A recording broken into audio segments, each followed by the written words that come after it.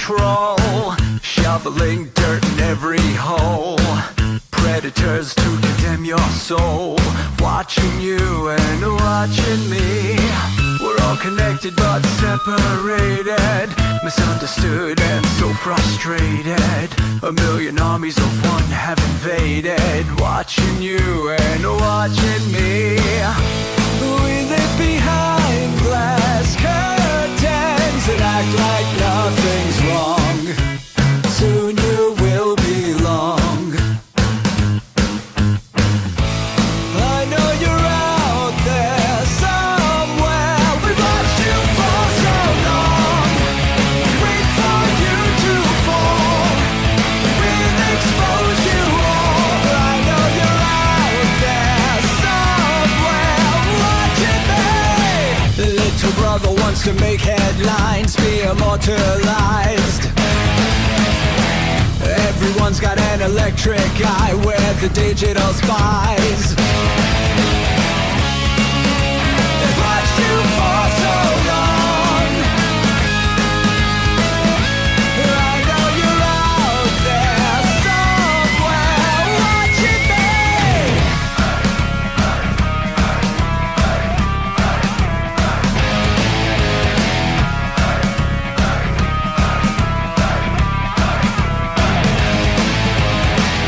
We the people have taken over.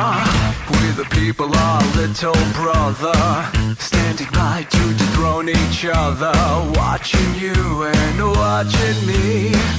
Paranoid, the lens is our weapon, desensitized in our lust for attention, democratized by our voyeur obsessions, watching you and watching me. Slaves to perfection, don't let them project you as you are. Reveal your every flaw. I know you're out there somewhere. We've watched you for so long. Wait for you to fall. We'll expose you all. I know you're out there somewhere watching me. Little brother wants to make headlines, be immortalized. Everyone's got an electric eye, we're the digital spies. They've watched you for so long. I know you're out there somewhere watching me.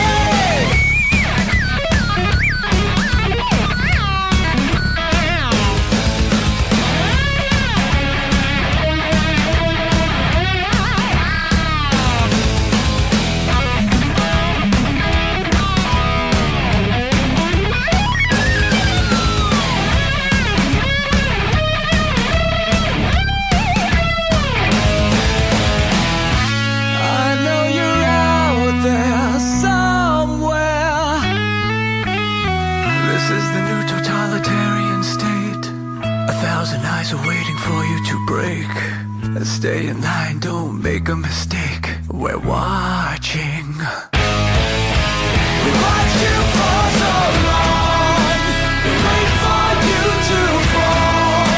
We will expose you all. I know you're out there somewhere watching me.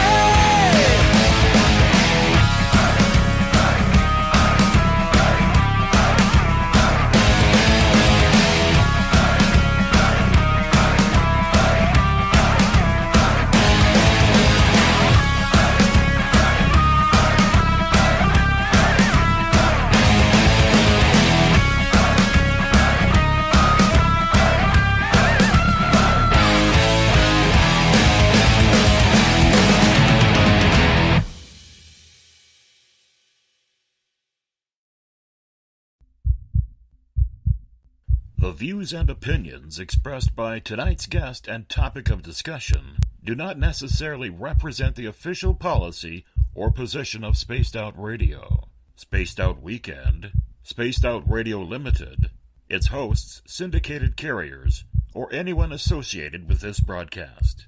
Any rebroadcast, reproduction, or other use of this broadcast or podcast without the express written consent of Spaced Out Radio or Spaced Out Radio Limited is strictly prohibited. Listener discretion is advised.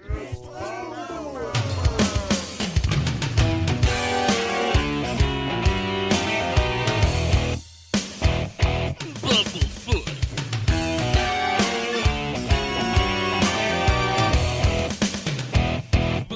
Bumblefoot.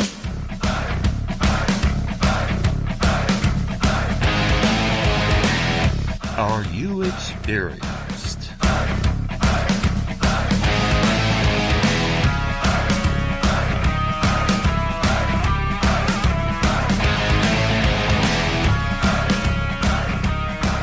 Stop right there!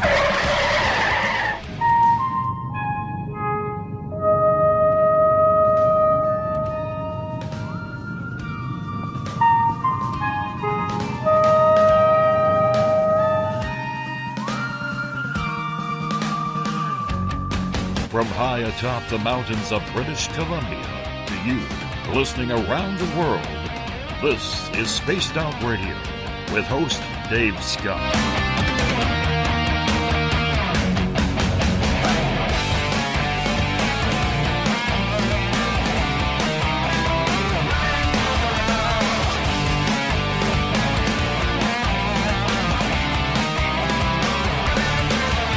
You can follow us on our website, spacedoutradio.com, on iTunes and TuneIn.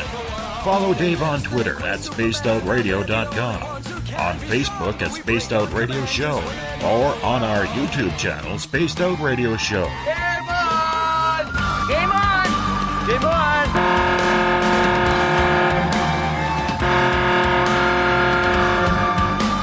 Dave, oh Dave. Are you playing with Bigfoot and aliens again?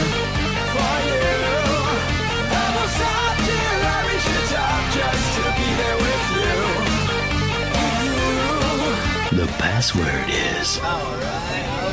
Alright. Okay, seriously, what's with the pointies? Buckle up, space travelers. It's time to go for a ride on Spaced Out Radio. Mr. Bumblefoot, Dave is ready for liftoff. Seriously, Dave? Really? Chloe. Bye-bye. Love you. Bye-bye. Captain, take your seat on my left. It's time for takeoff. 10, 9, 8, 7, 6, 5, start, 2, 1, boost ignition, and liftoff. Just to be there with you, and I still trip over my feet, and my heart still skips a beat. I'm such a lucky guy, 'cause after all this time, it's like the deeper I go, the deeper I fall. Good evening and welcome to Spaced Out Radio. Tonight I am your host, Dave Scott, and it's good to have you along for the ride wherever you are on this fantastic and beautiful planet we love to call Earth. We are live right now in Uncle Jimbo's cabin right here in the Great White North on this Friday night, early Saturday morning if you're on the East Coast. Let's welcome in everyone listening in on our chat rooms at spacedoutradio.com, on Spreaker, on the United Public Radio Network, Renegade Talk Radio, the High Plains Talk Radio Network, and on Revolution Radio. We do this thing every night of the week, rocking in and out of every show thanks to Mr. Ron Bumblefoot THAL, formerly of Guns N' Roses, currently of Art of Anarchy. Bumblefoot is the official sound of SOR. If you want to follow us on Twitter, you can do so at Spaced Out Radio. Give our Facebook page a like, Spaced Out Radio Show. You can follow me on Instagram, Dave Scott, SOR. Subscribe to our YouTube channel, Spaced Out Radio Show. Find us on TuneIn, download this show and others on iTunes. And, of course, our website is spacedoutradio.com. Hey, if you want to take part in this show, you have to sign into one of the chat rooms. We got them going on Revolution Radio, on Spreaker, on the UPRN chat room, and on Facebook at the SOR Space Travelers Club. Or, if you're on Twitter, use the hashtag Spaced Out Radio. I'm following you right in front of me, so make sure you get your questions and comments in there as well. If you haven't signed up for the SOR Space Travelers Club yet, I highly suggest you do. Just $5 a month. You could be like Jefferson Rose and sign on up, as he did just the other day. Your name gets entered into monthly prize draws. You get access to special sections for posting on our website and so much more. Hey, we're going to give you a hell of a lot more than just access to our archives while on our website. Make sure you read up on my latest blog. Check out Eric Markham's SOR Spacewire for your latest and weird news. And if you've had a sighting or an experience you just can't explain, head on over to the SOR Sightlines Report. Mike Schmidt is waiting to fill out your report. We want to welcome in everyone listening in live in Las Vegas on Renegade Talk Radio. Yes, we are the nighttime show of Sin City. We want to thank everyone listening in on the United Public Radio Network, live on 107.7 FM in New Orleans and over 160 countries around the world. Good to have you along for the ride. And if you're a listener on Revolution Radio, remember it is a donation station financed by you, the valued listener. Head on over to freedomslips.com and donate today. It's the first Friday of February, which means it's time for the ET Connection on Spaced Out Radio once again. As our Keith Andrews is back, Keith is our resident alien expert, as he has had a lifetime of ET contact. Some good, some bad, and some, well, he probably doesn't even know the answer to that. Keith has literally been having extraterrestrial contact since childhood. It's not a path he chose, nor one that he would wish upon anybody. It's made life difficult. And even at 50 years old, Keith, at times, still struggles about this unwanted life course that he's been put on. Tonight, we're going to get into the personal side of Keith and how a lifetime of contact has affected him and people like him. He's not the only one. We're also going to get into Dawn and see what the reaction was about Keith releasing the picture last month on this show and in our Facebook and Twitter accounts. And that is of the alien Pleiadian he met at the Experiencers Conference just a year and a half ago. Remember, we do not take phone calls, but your questions in any of the chat rooms are warranted. Keith just asks a favor, I ask a favor. Make sure all of your questions are capitalized. Keith is also in a couple of the chat rooms as well, so he'll be able to answer you directly. And joining me tonight with Keith is the preacher himself of Space Out Radio, Eric Markham. Eric's going to be joining me because we're prepping Eric. We are prepping Eric around here because old Davey would like to take a night off. I haven't been on a date with a wife in a long, long time, so I'm hoping, just hoping, fingers crossed, we can get Eric up to snuff and he can help give me a night off every now and again. Yeah, pleasure. No, I'm not going anywhere, though. I am not going anywhere, but every now and again, I'd like to take a night off, maybe once a month or something along those lines. Eric and Keith, welcome to Spaced Out Radio. How are you all doing? Doing fine, Dave. Excellent. Keith, how are you doing?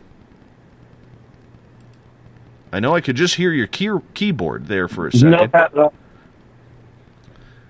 Oh.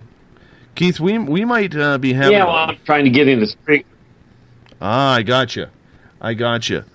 I'm going to get you to move a little bit closer to your microphone because I think my signal is back working fine, Keith. So I am just making sure that everything is working well with you on your end. So let's say hello once again, if you don't mind, my friend. Okay, that's not working. Keith, I'm going to get you to type out giving me your phone number. And by the way, I can tell you it's not, that something's not working because you're breaking up really badly tonight. Yeah, and you're breaking up on our end, and Eric is absolutely clear. So I'm going to get you to, I think I still got your number here. I'm going to call you on your phone line, Keith, so that way we're going to probably have to do the interview that way, my friend. All right. Now I quickly bring up my phone list. There it is. Okay. All right, I'm going to call you right back, Keith. And we're going to hang up on Keith there because, you know, that connection just isn't going to work. It's just not going to work. So we're going to call him up here. Yeah, it even sounded choppy on my end. Yeah, totally. And here we go. You're going to hear a ringtone here. Let's see how many ringtones Keith gives us. I'm going to say 3. Actually, I'll go 2. What do you say, Eric? How many rings? 3. I'll do 3? Okay, there's 1. There's 1. Come on, pick. Oh, we're both wrong. Hey, Good morning. There, now you're sounding human. Well, don't be insulting. Awesome. Awesome, Keith. Good to have you back for your time on the first Friday of every month.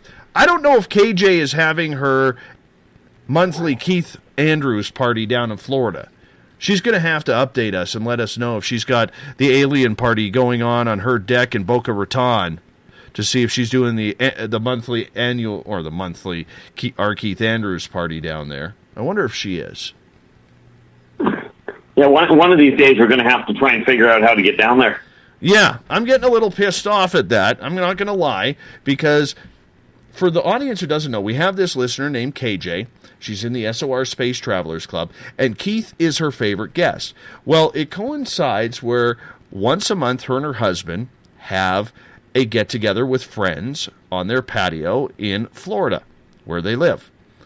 And they coincidentally turn on the show, and all the friends listen to Keith and everything. So here they are having this awesome party, and it's for Keith and Spaced Out Radio, because we're broadcasting, and damn it, we never get invited. We don't even get invited to our own party, Keith. Well, you know, I mean, in all fairness, I don't know, I can't speak for you personally, but I'm about as far away from her as possible on the other side of another country. Well, I'm north of you. I'm even further away. Yeah, but I never know where you're settling in.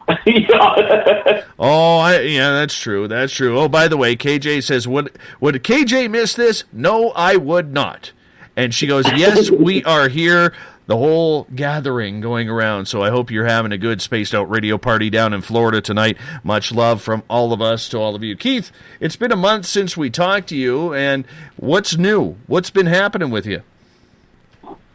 Well, things have gotten, shall we say, a little bit hectic.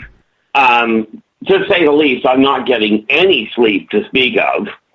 You know, I'm down, you know, people say you sleep less as you get older. Well, because of everything going on, I've been getting somewhere in the neighborhood of about 4 hours of sleep a night only. Right. So, you know, there's an awful lot of, I've actually started putting on paper the different, a breakdown of the different cultures of the different races that I've been dealing with, you know, and trying to get it in a fashion so that people can actually look at it. And, you know, because we keep getting asked about the different cultures, why the off-worlders don't come down and sort out the mess that mankind has made. Right. Why not? Why won't they come down and clean up the oceans? Why won't they come down and heal the sick? Well, one of the things I'm doing with putting the information down in a definitive form is explaining to people why it is their methods may not coincide with humans' outlook.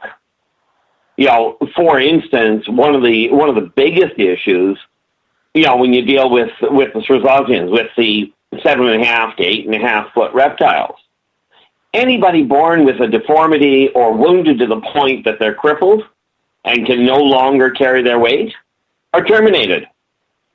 You know, there is no long-term care. You're just put on the dinner table. I'm thinking humans aren't going to like this. You know, so that's been one of the things I've been up to. The other one, of course, is redesigning the office so that I can get all of my screens up and running. I know that feeling. I'm just waiting for walls in Uncle Jimbo's cabin here. I just want walls, man. 2 walls. That's it. How many monitors you figure you're going to put on those? Well, you know what? I got 3 monitors now. I think I need about 1 more in order to make me happy. I get 4 monitors in here. I'm going to be very happy. Yeah, I've got 2 computers set up now, 3 monitors, and I've actually got a place to put a 4th monitor. Uh-huh. Yeah. I just haven't got the 4th monitor. And, you know, the funny part about it is this kind of a setup I'm far more comfortable with than just, working on an iPhone or, personally, I'd like a holographic interface, but, we'll have to settle for what we got. Oh, for sure. For sure.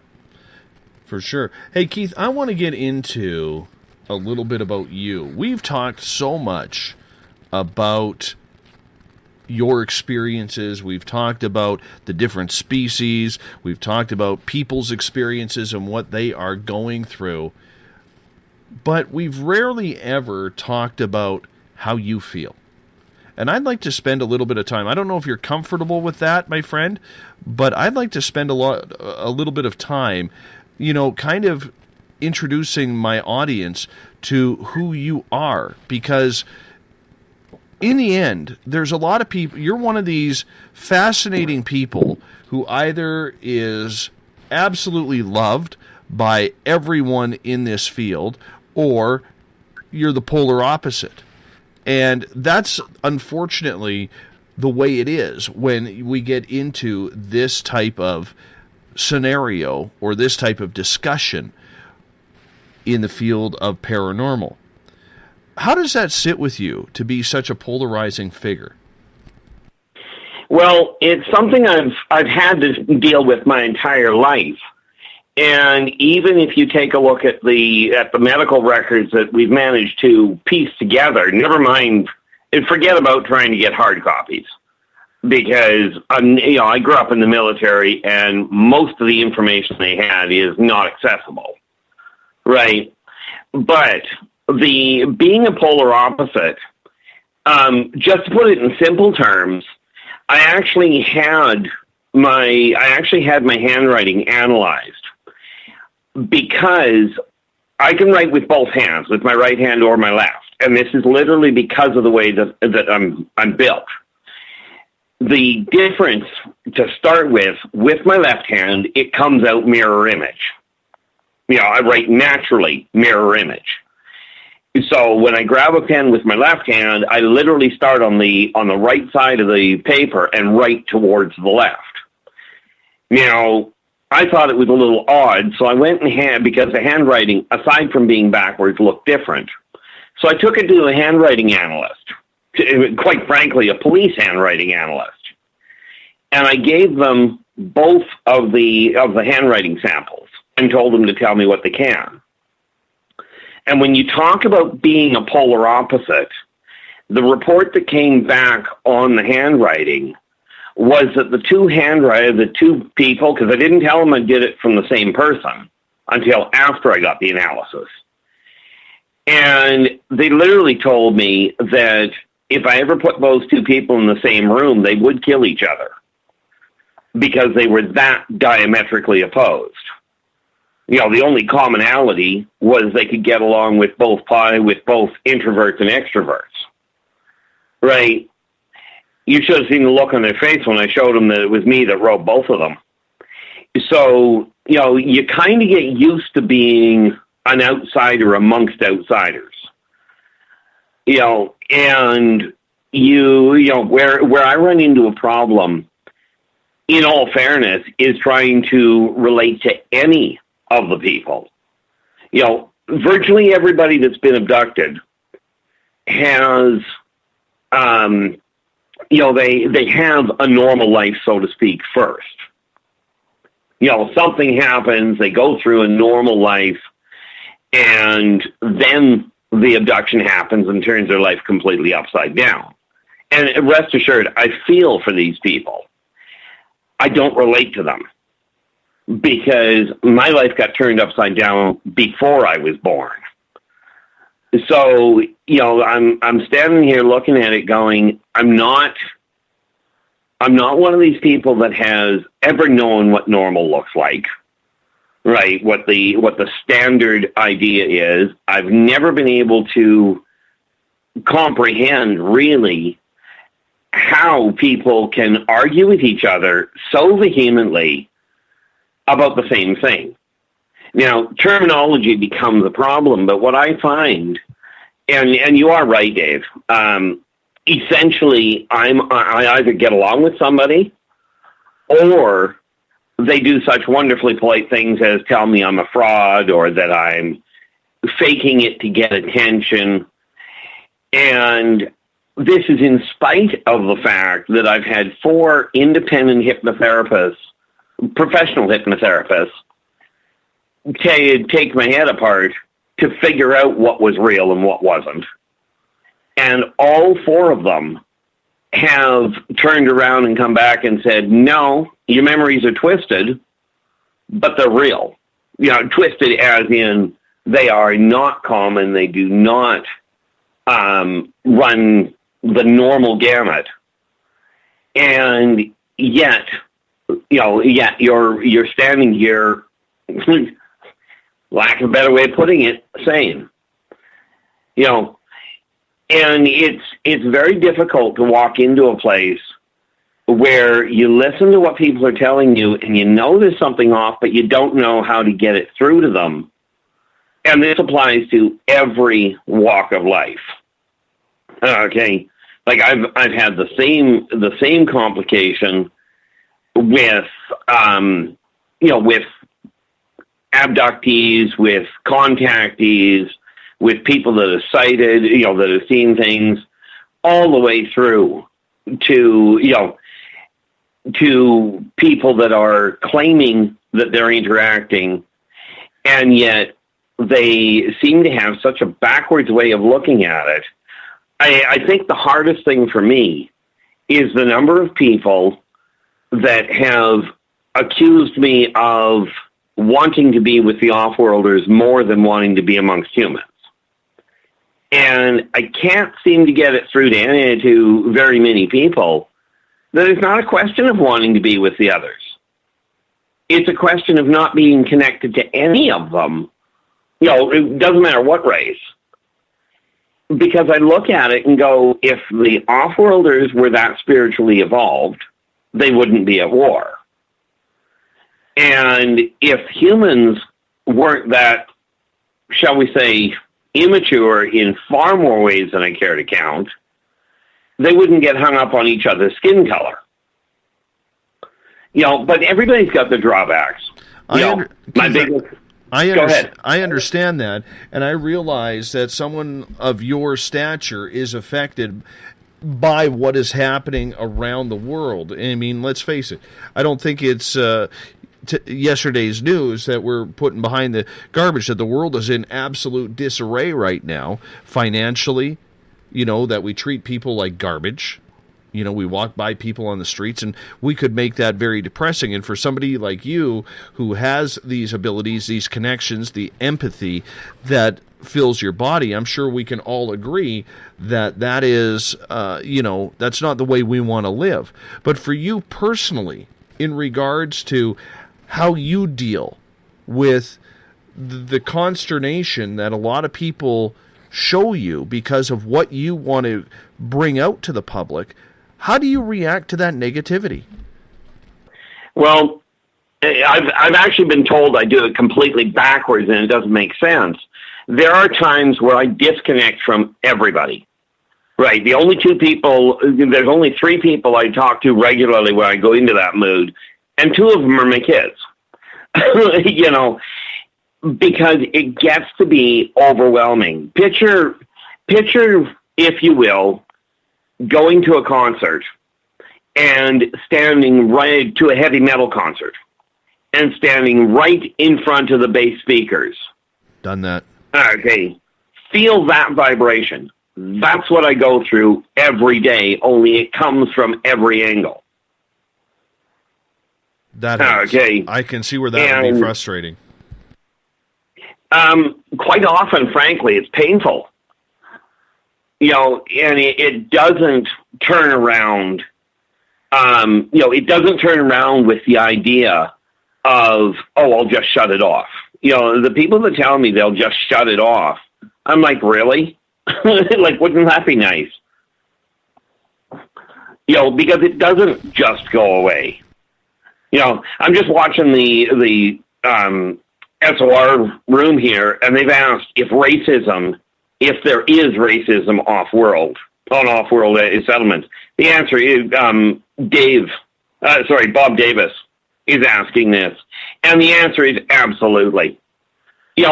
People I stand here when people ask me, well, you sound like you're defending the off-worlders or you're defending the aliens. You don't want to be around humans. And, you know, the ironic part is it depends on the people. And when I say people, I mean whatever race. Because the reality is I don't prefer being around any race in particular. I prefer being around people that are genuine, people that are honest, honorable, respectful. I don't care what they look like. You know, I mean, ironically enough, I grew up myself excessively short-sighted and colorblind. So I didn't, and of course, with a number of other kinks in the whole system, but I didn't get that ability, if you will, to separate the colors of people at all because I couldn't tell the color of them. You know, I could tell the color of people that were absolutely pitch black, right? Like there are some Africans that are absolutely pitch black. Those people I could tell were black. Albinos I could tell were white. And everybody else was gray. You know, when we talk about this whole idea of what it feels like when you realize, I remember the other, you know, past lives. I remember civilizations collapsing. I've seen civilizations collapse this lifetime, albeit off-world. Although, at the rate things are going, you know, mankind's making a good run at trying to do it to themselves again.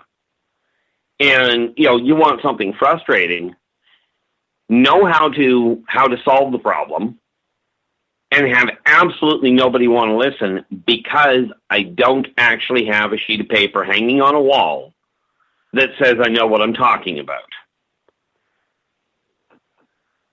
I find it...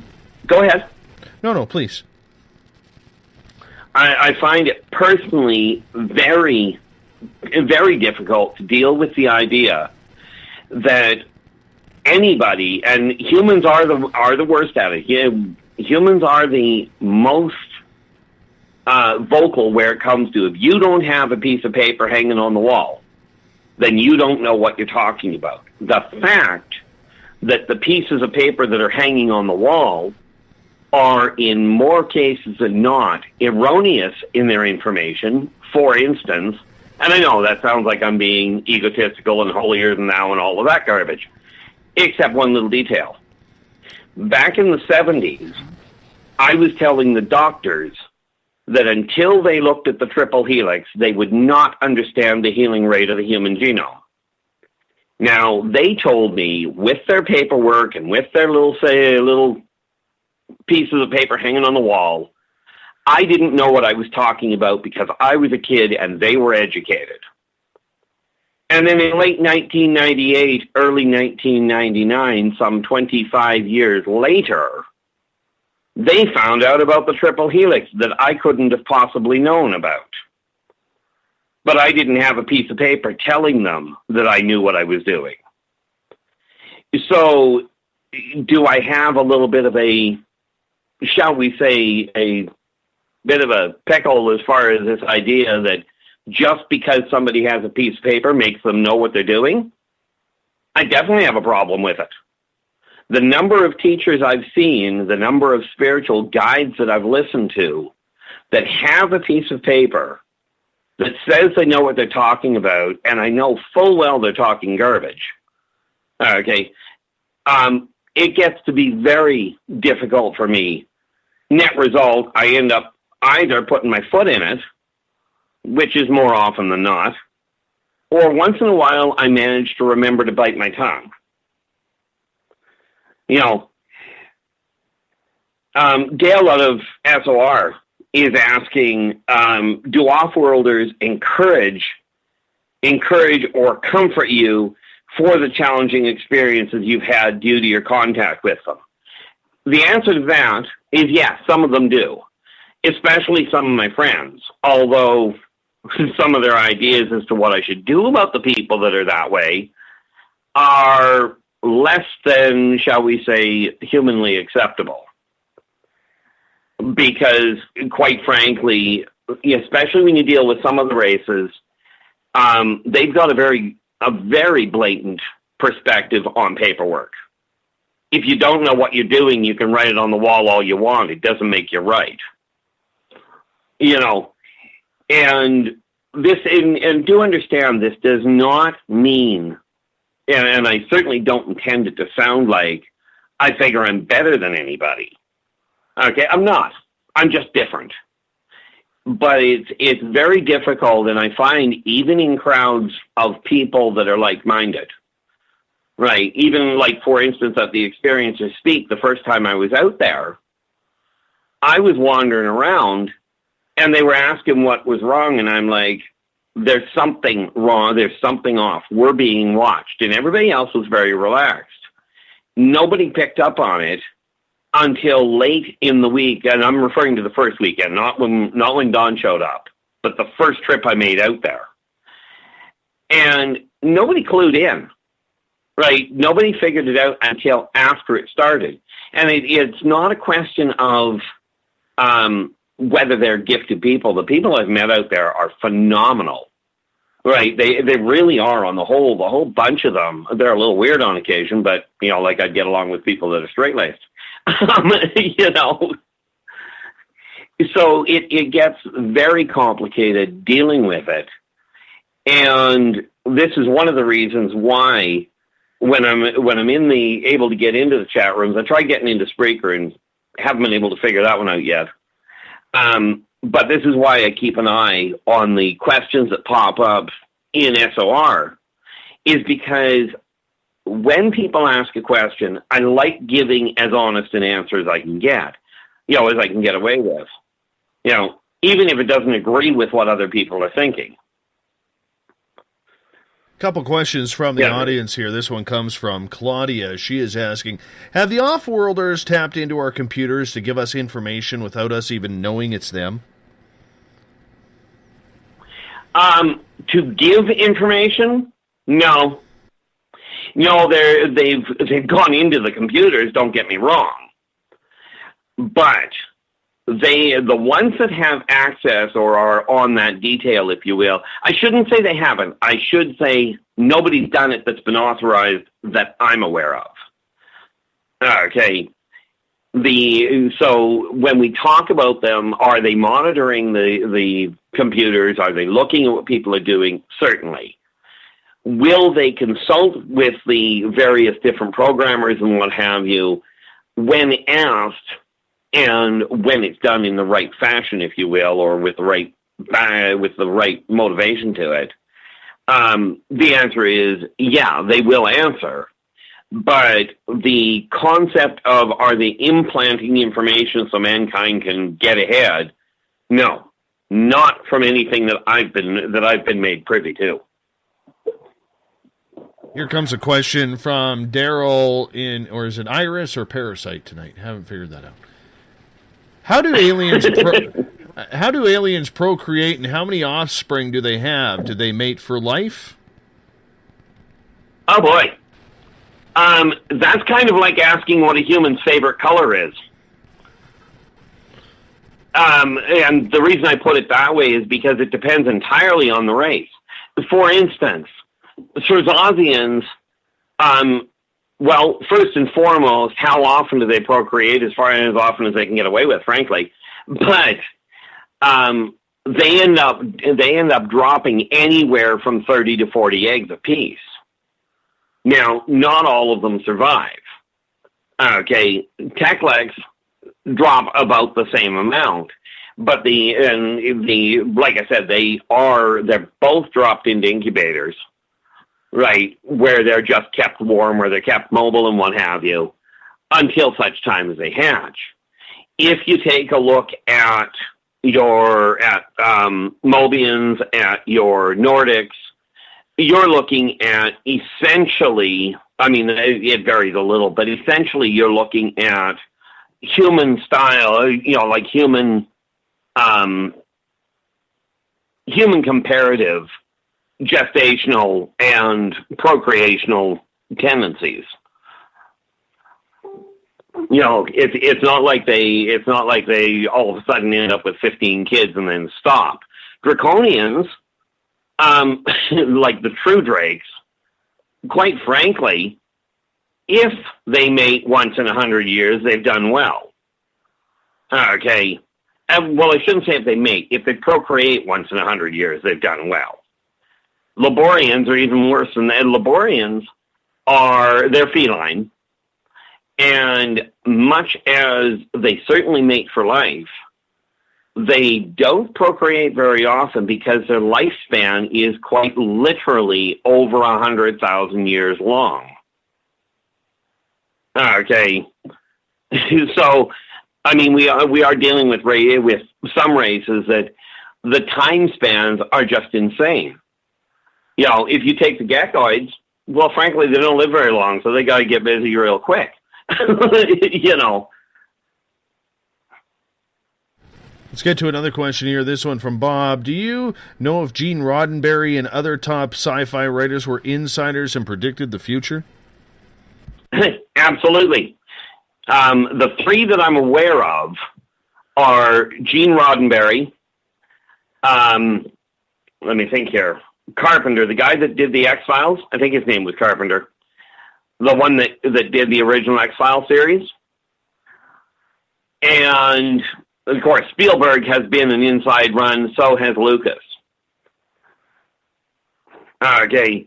And it's not a question of predicting the future so much as, quite frankly, seeing what's happening and knowing what's going on. There's also, and I do not know his name, but there is another one very prominent in the European field. There's a producer over there that knows exactly what's going on. Well, if you read anything of Arthur C. Clarke's from the late 40s and 50s, he described 20th and 21st century Earth like incredibly well.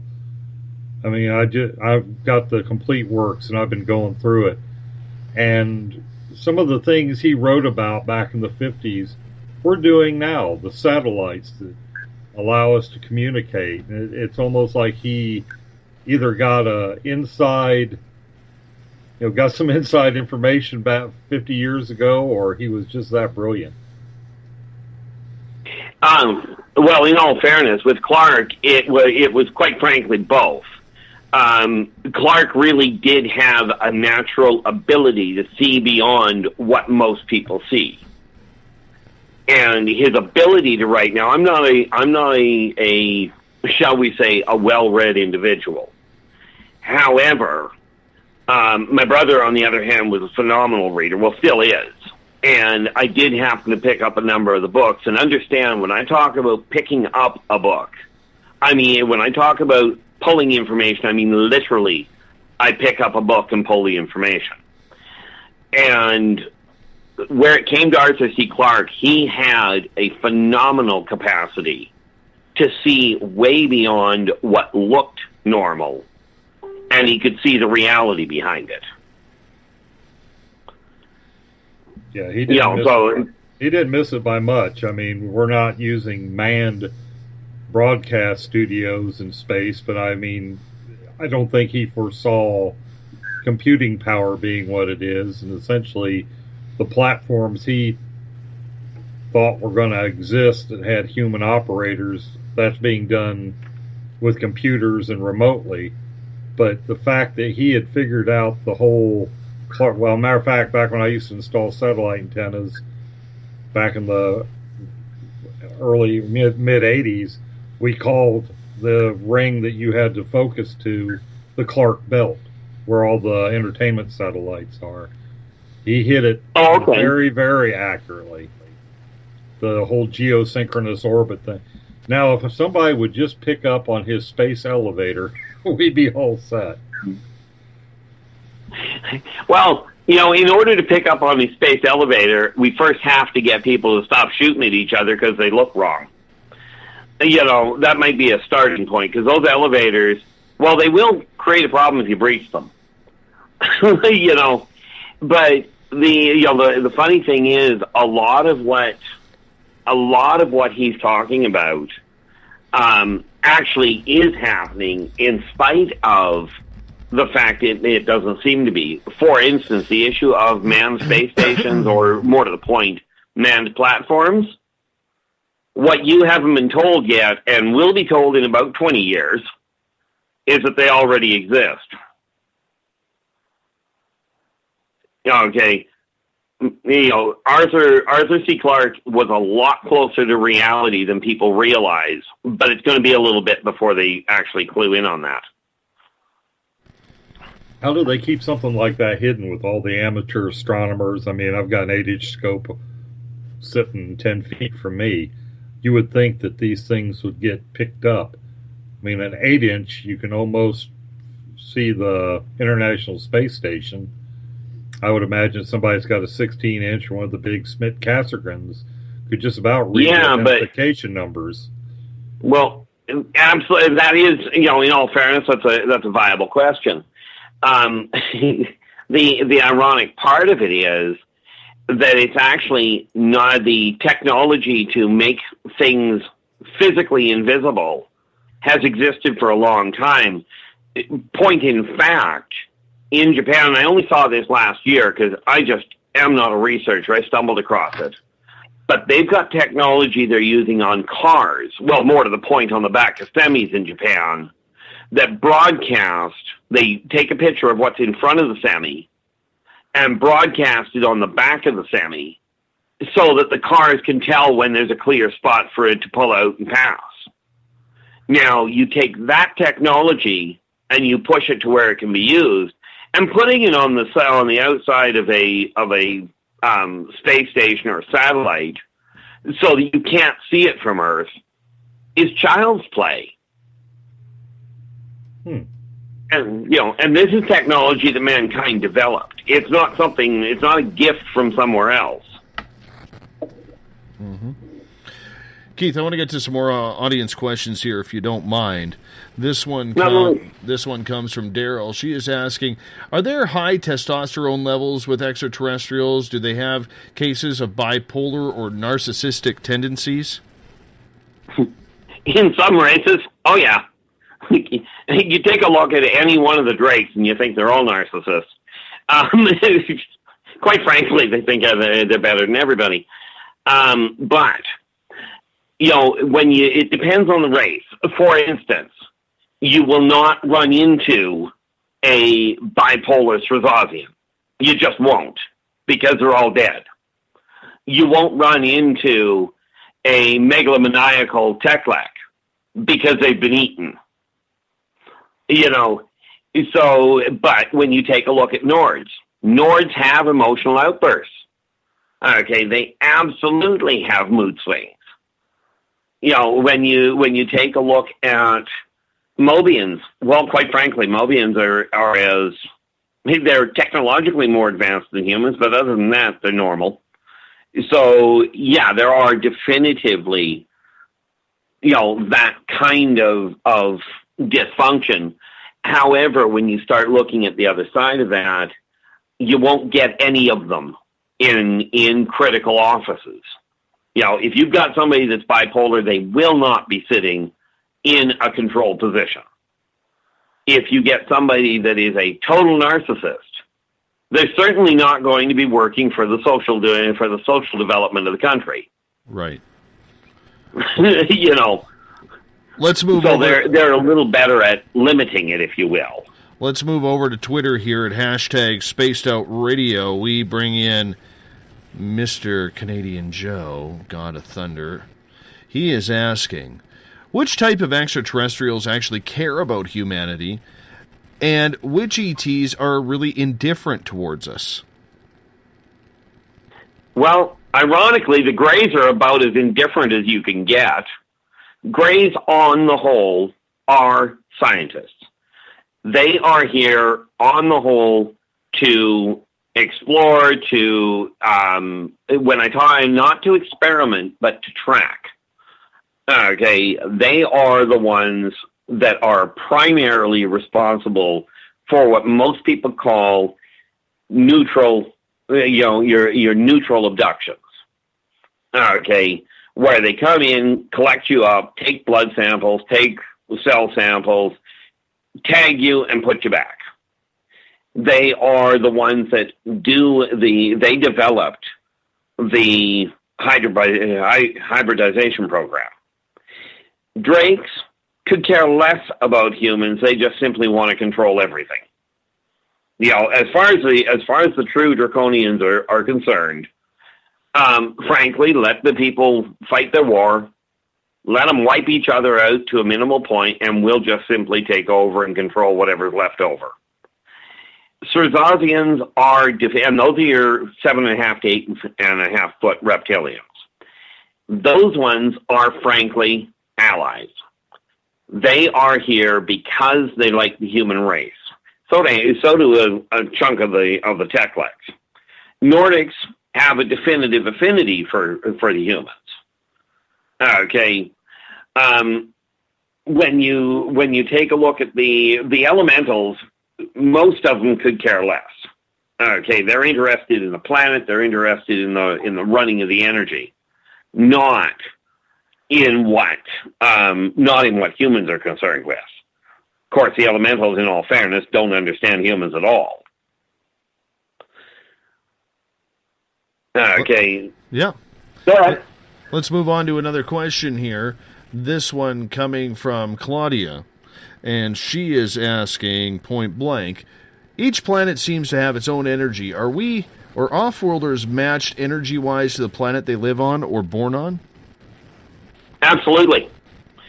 But like everything else, when they move off the planet, once they've been off it for a while, they will adjust to whatever. Most races, humans included, will adjust to a new energy pattern, to a new vibratory or cyclic rate. But like humans, virtually every race has an affinity for wherever it was born, unless something really sour happened, at which point, like humans, they just prefer not to go back there. All right, let's get to a question from Gail here. And she is asking, Keith, I have a personal question for you. I'm going to cue up the Barry White as we speak here. She is asking, have you ever been attracted in a romantic way to an off-worlder? Well, it's a viable question, and given the breadth of the time frame we're looking at, the answer is quite seriously yes. However, where the logical question comes in next, have I ever managed to get anywhere as far as put any sort of a stable relationship together?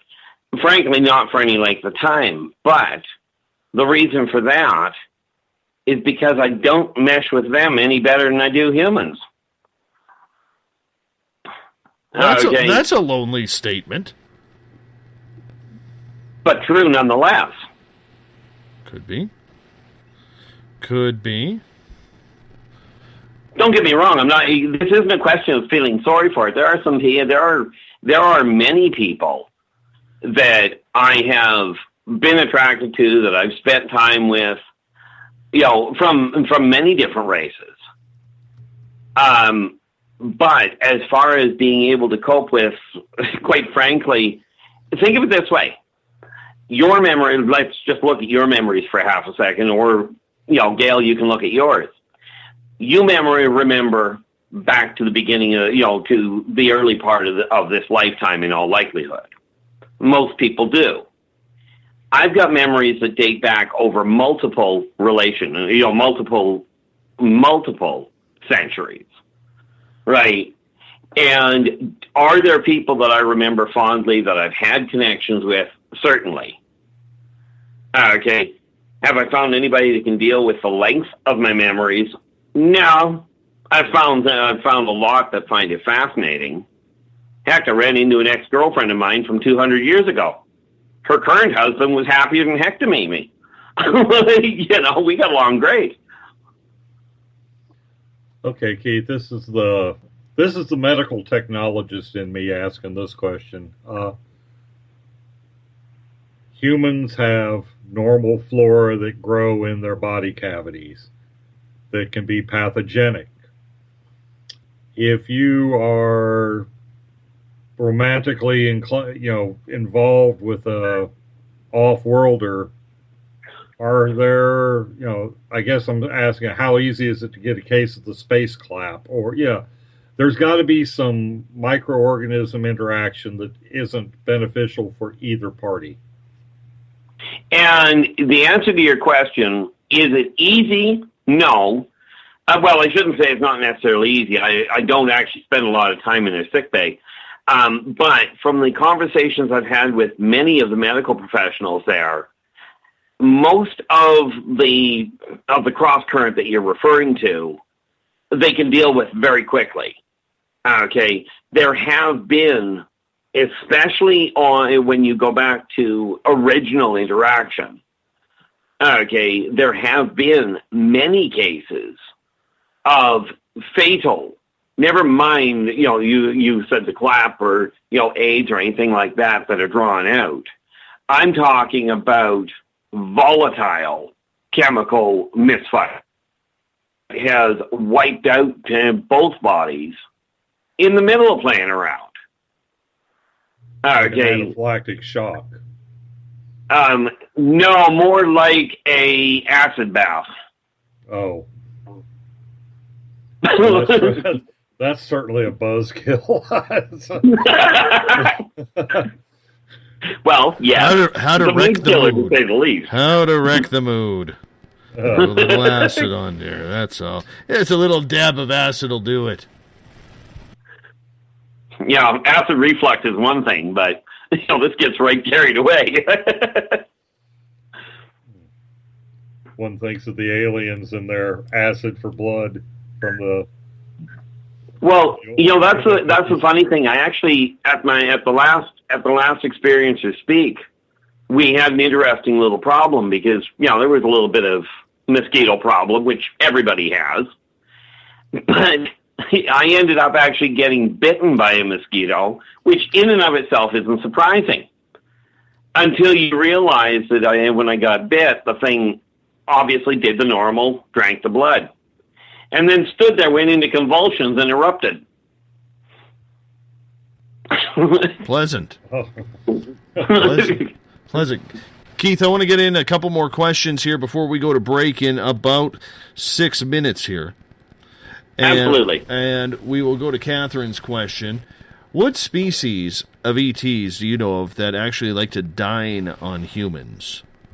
Peclex. There's 4.5 to 5.5 foot reptilians. They kind of look like raptors. They actually find humans rather a nice little tasty delicacy. The Tormenons are not above it, although they certainly don't go hunting them as such. But they definitely enjoy a good snack. When you take a look at the Laborians, well, frankly, they're carnivores, and that means people qualify.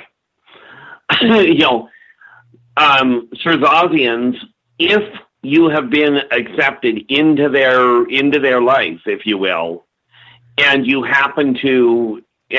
been interacting with them, and you happen to pass away, it is honorable to become dinner.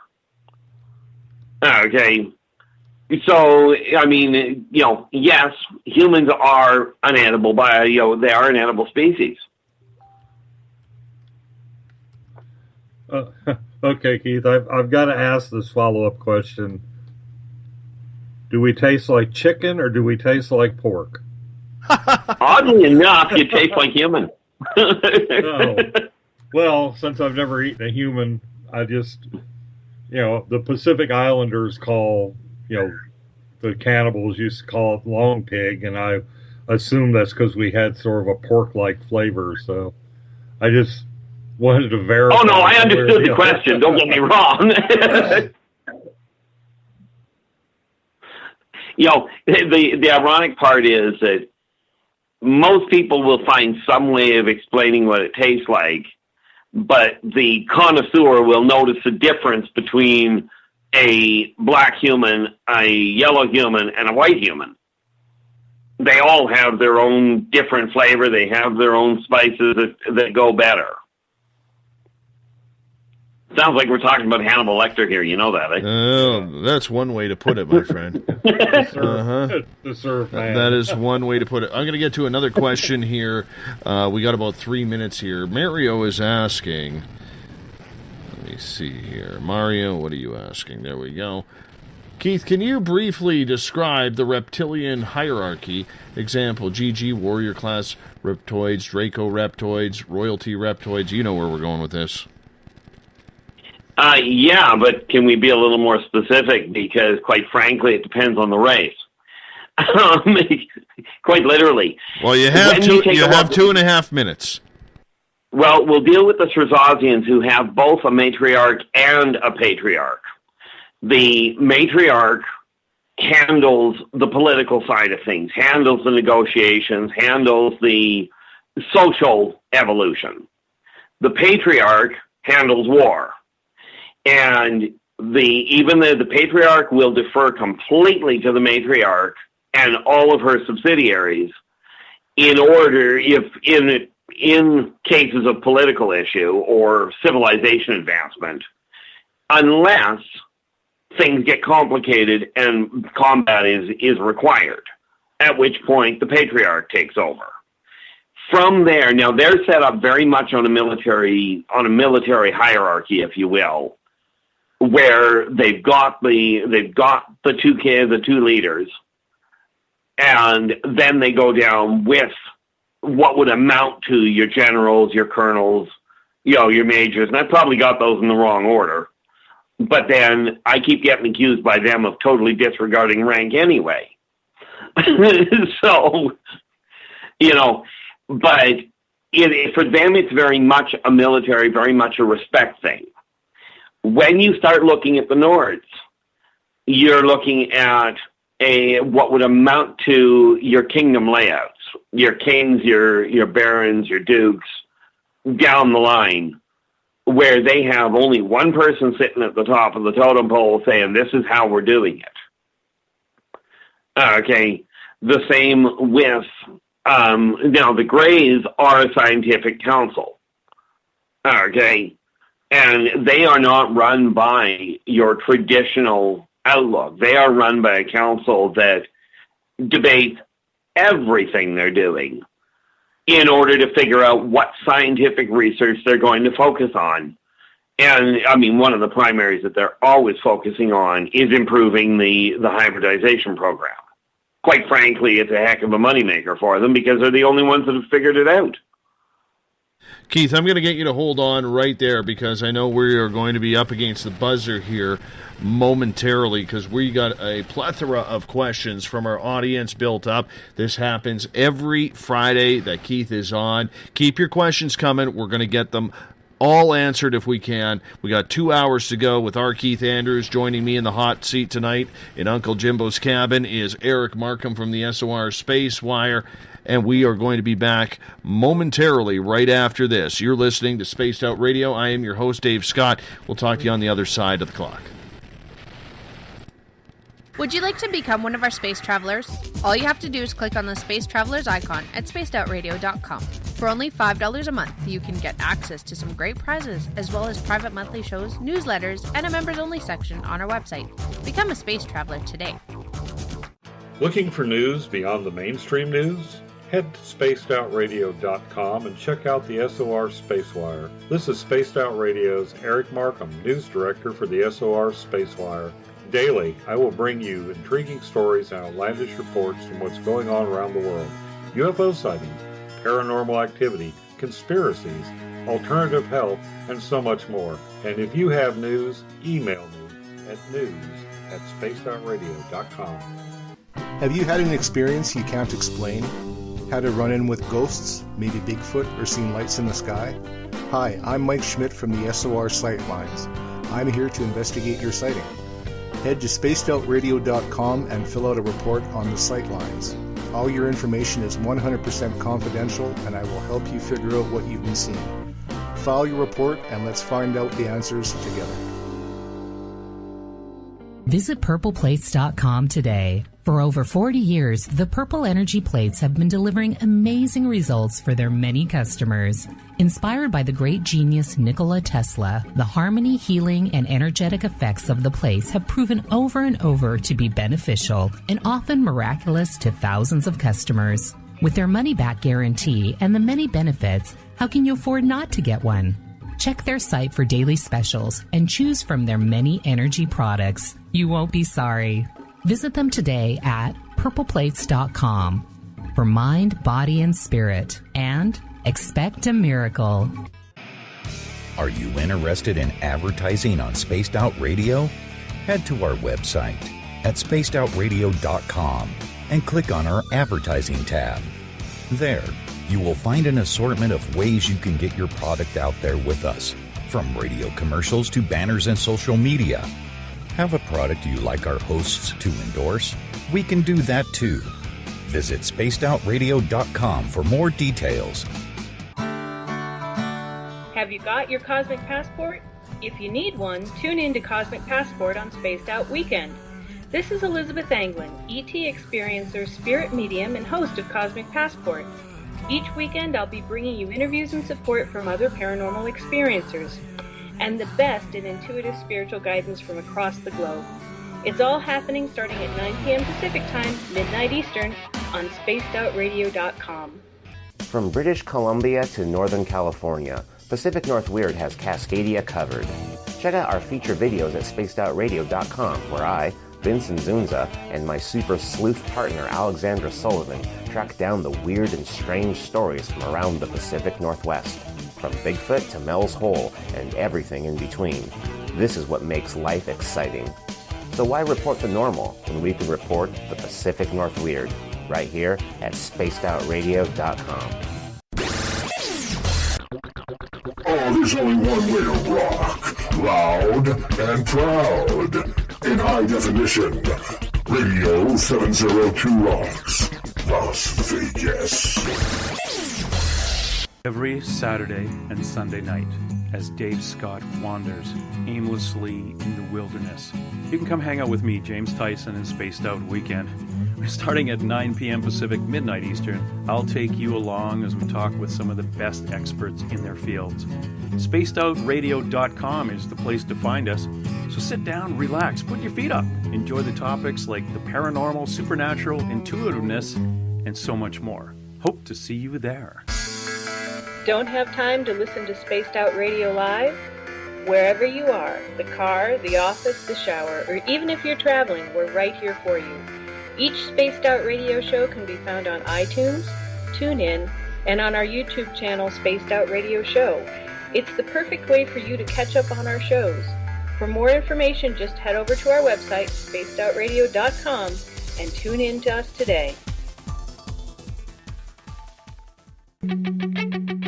The views and opinions expressed by tonight's guest and topic of discussion do not necessarily represent the official policy or position of Spaced Out Radio, Spaced Out Weekend, Spaced Out Radio Limited, its hosts, syndicated carriers, or anyone associated with this broadcast. Would you like to connect with us? Head to spacedoutradio.com for all your latest show info.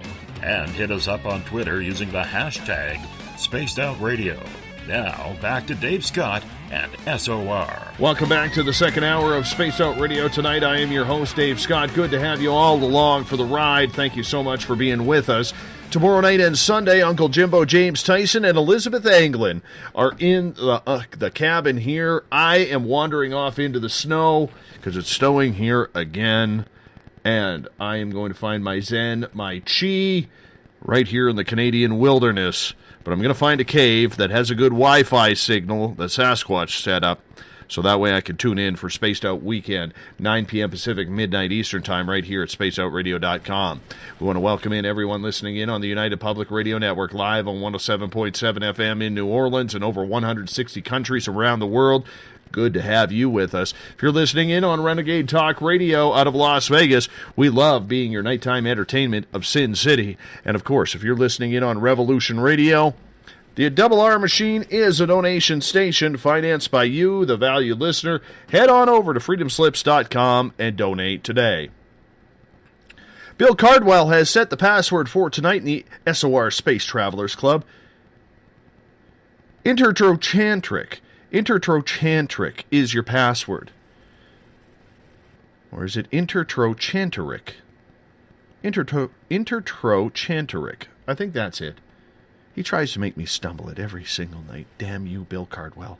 But that's your password for tonight in the SOR Space Travelers Club. Make sure you use it wisely.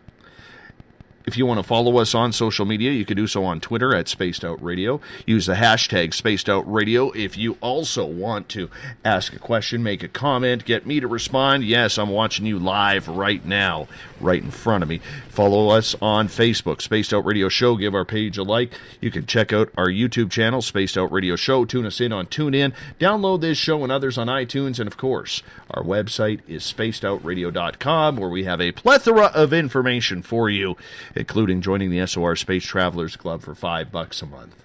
The first Friday of the month means it's time for our Keith Andrews. The ET Connection happens the first Friday of every month. As I said, we bring Keith back and Eric from the SOR Space Wire. Welcome back, gentlemen. Glad to be here. Thank you very much.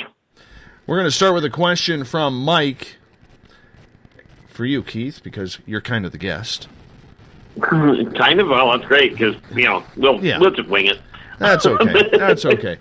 Mike is asking, Keith, is there a certain race that is associated with a specific shape of their craft? All my sightings over the years have been triangles. The answer is yes. For the most part, like, for instance, if you take a look at your, if you look at the cylindrical ships, there's two types of cylindrical ship that you'll find. One has a double bank of windows, or what you would probably see as just a double bank of reflective lines, of a different color or different reflectiveness. Those are Swazian. There is another cylindrical ship that you don't see very often that doesn't have any windows at all, and it's because they don't need them. They're the amoeboids, and frankly, they use every square inch of their ship. Okay, you don't get a human onto an amoeboid ship. There's just no room.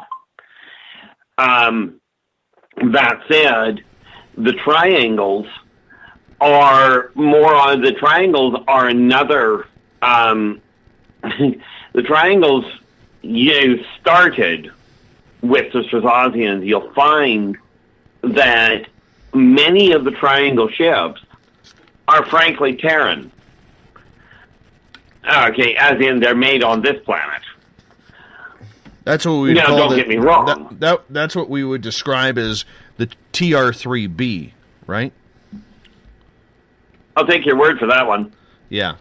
Those are the ones that Keith, those are the same ships that Randy Kramer says are taking people up to the moon to take a jump ship over to Mars. Yeah, and that wouldn't be a surprise at all, because, well, let's face it, they've got the jump point on the moon. They're actually trying to build another one.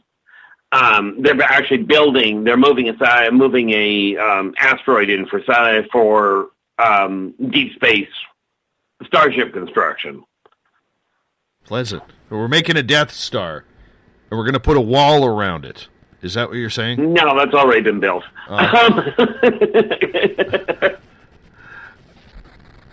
Now, wasn't built by humans. You bring up a good point, though. Are all triangles of human make, or are there some that are ET? Absolutely, they are not all built by humans. The Arcturons, for instance, use a triangle form quite regularly. The funny part is that the triangle shape is actually more aerodynamic and much easier to function with when you're trying to. There's two different types of triangle that they use, that different races use. If you take a look at the equilateral triangle layout, it's because they fly in every direction. Mankind tends to make them wider than they are long, because aerodynamically it stabilizes them. That's the big difference between them. If they're equilateral, the odds are you're dealing with off-world. Gotcha. Okay, question from Rachel. She's a brand new listener this week, so take it easy on her. She's asking, why don't most aliens have hair? Intriguingly, most aliens do. The Greys don't because, well, frankly, just don't grow it. The Pleiadians don't have hair at all. But your Archerons, your Nordics, your the Mobians, the Martokians, the Venusians. When you take a look at the Laborians, well, frankly, they're hirsute. So are the Wara. So the number of bald aliens is actually a very minimal number, kind of like the number of bald humans. Although I think the number of bald humans outnumbers the number of bald aliens. But that's just personal observation on my part. All right, Shar has a question for you. She is asking, what are the signs to look for to tell if someone has been abducted? One of the obvious ones is okay, we'll try one at a time instead of four. Number one is they will seem lost. Lost time where they legitimately cannot track time, and I'm not talking about the teenager or the young adult that goes, I lost track of time. I'm referring to the one that legitimately is missing anywhere from 15 minutes to 2 or 3 hours, where it's just not there. Odds are very good they've been taken. Now, do understand, everybody that loses track of time is not an abductee. Okay. Number two is you'll find their diet changes rather drastically. Now, one of the easiest ways of telling if somebody has been abducted recently, they'll go through a potassium crash. Okay. And it'll either be a potassium crash or a protein crash. Potassium crash, quite frankly, hand them a banana, they'll snap out of it. Right. In other words, the brain will start functioning properly. They'll be able to think more clearly. Prior to that, they'll be listless. Okay. One real dead giveaway is when you walk out a door, if people, lots of people feel they're being watched or they're being followed or whatever. But ones that have been taken, quite frankly, will instinctively look up first before they look in any other direction. Okay, and the fourth one that becomes very obvious is if their diet changes. And I don't mean if all of a sudden they decide, I need to lose weight, but I mean if a fundamental aspect all of a sudden seems to change with no provocation. If they've been vegetarian all along and all of a sudden they're, digging into hamburgers and steak and there's been no talk of it, they just all of a sudden are. These are all indicators that you may well be dealing with an abduction or with a visitation. The other issue, of course, is unexpected or unexplained marks. Right? Prime example, I woke up one morning with 3 parallel gashes. I went to bed, woke up in the morning, and I had 3 parallel gashes running across my face, from the center of my face to the outside of my right-hand side of my face. And my wife's immediate reaction was, I don't even want to know what you were fighting last night.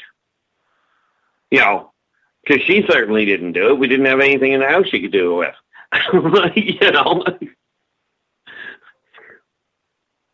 But these are just some of the indicators. Let's get to another question. This one comes from Karen.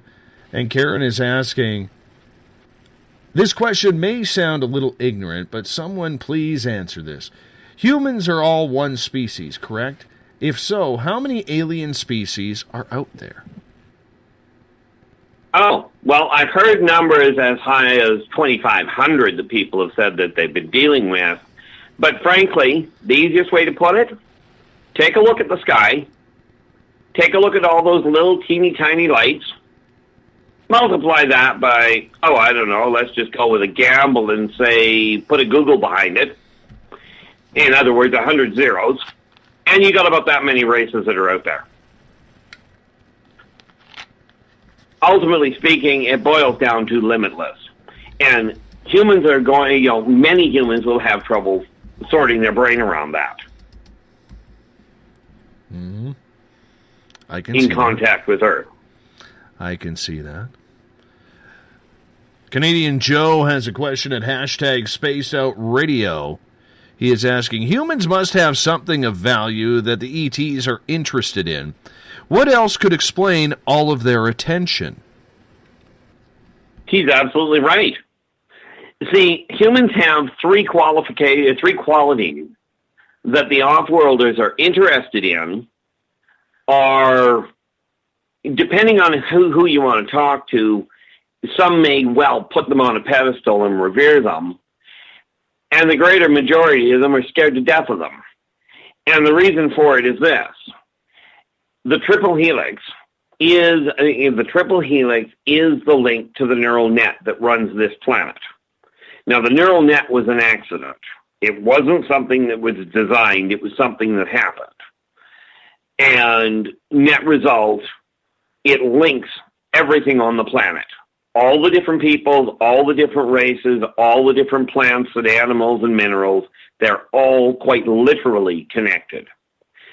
Second issue is man's bizarre ability to take a totally logical problem.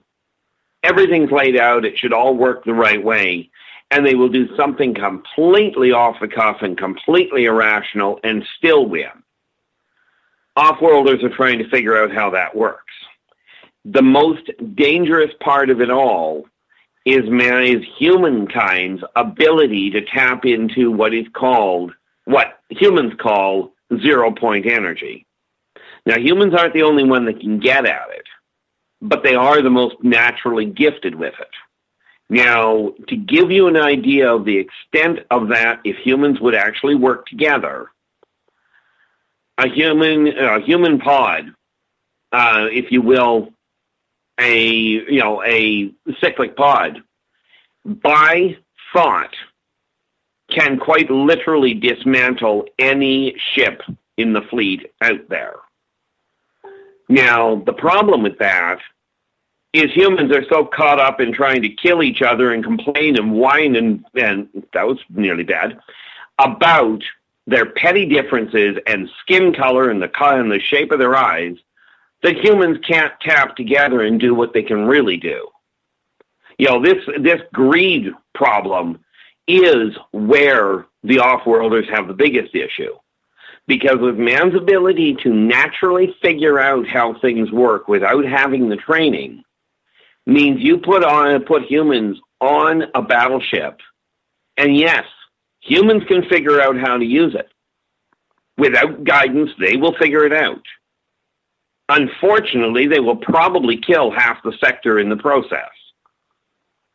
Now, if humans were working together, if they get over this garbage about what color they are or what side of the pond they're standing on, and realize that, yes, humans are humans, and therefore you can all live in peace.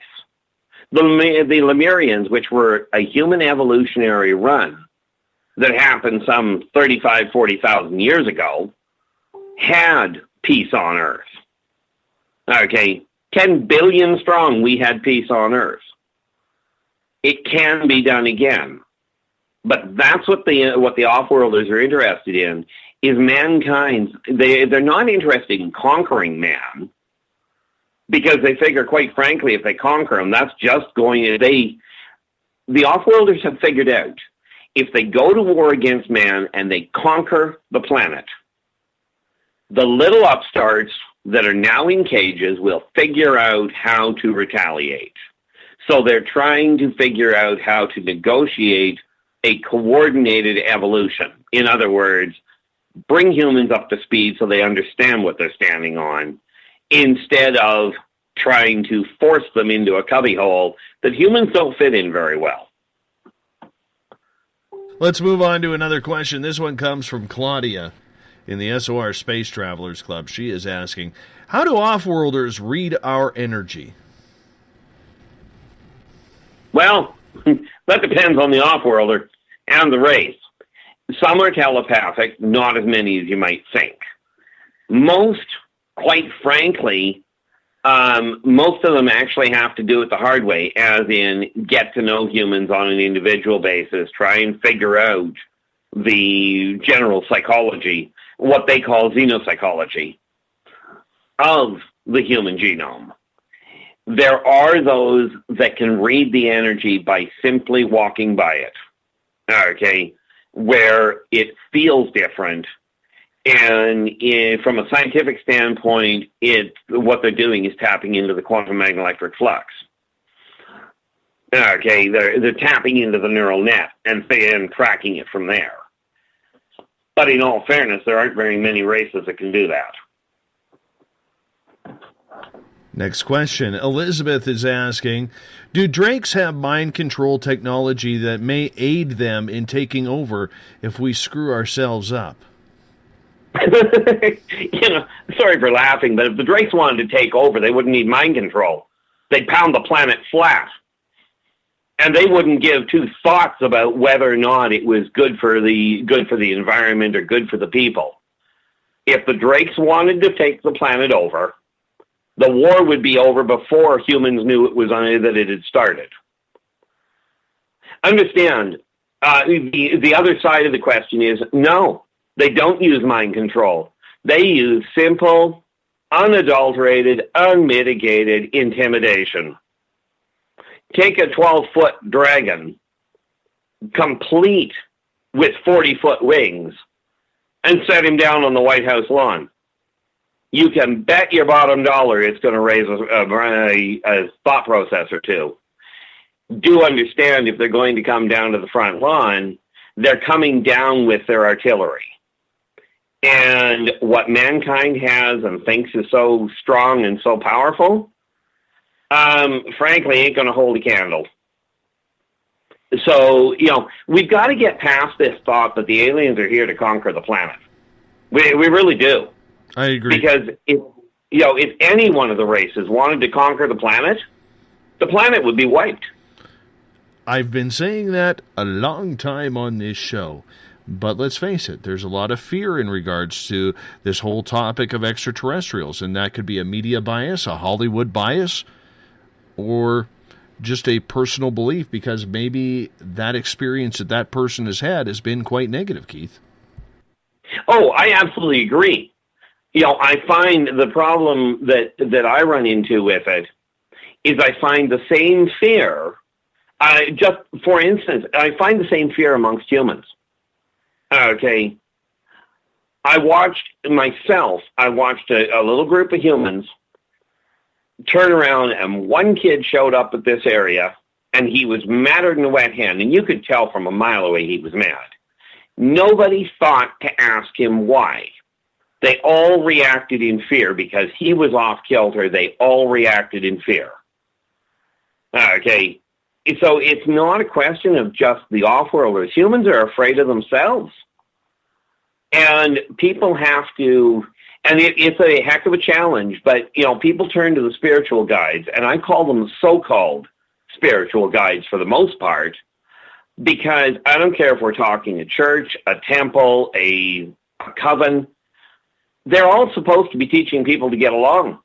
And they are promoting more dissension. Heck, the churches are segregating themselves. So when you look at the fear that people are feeling, get to know the guy next door to you. Don't worry about what color he is, what gender he is, or who he's sleeping with. Get to know who that person is, and you'll eliminate the fear. By doing that, you'll be far better equipped to deal with the off-worlders, who basically have the same issues. Let's get to another question, because they are piling up here.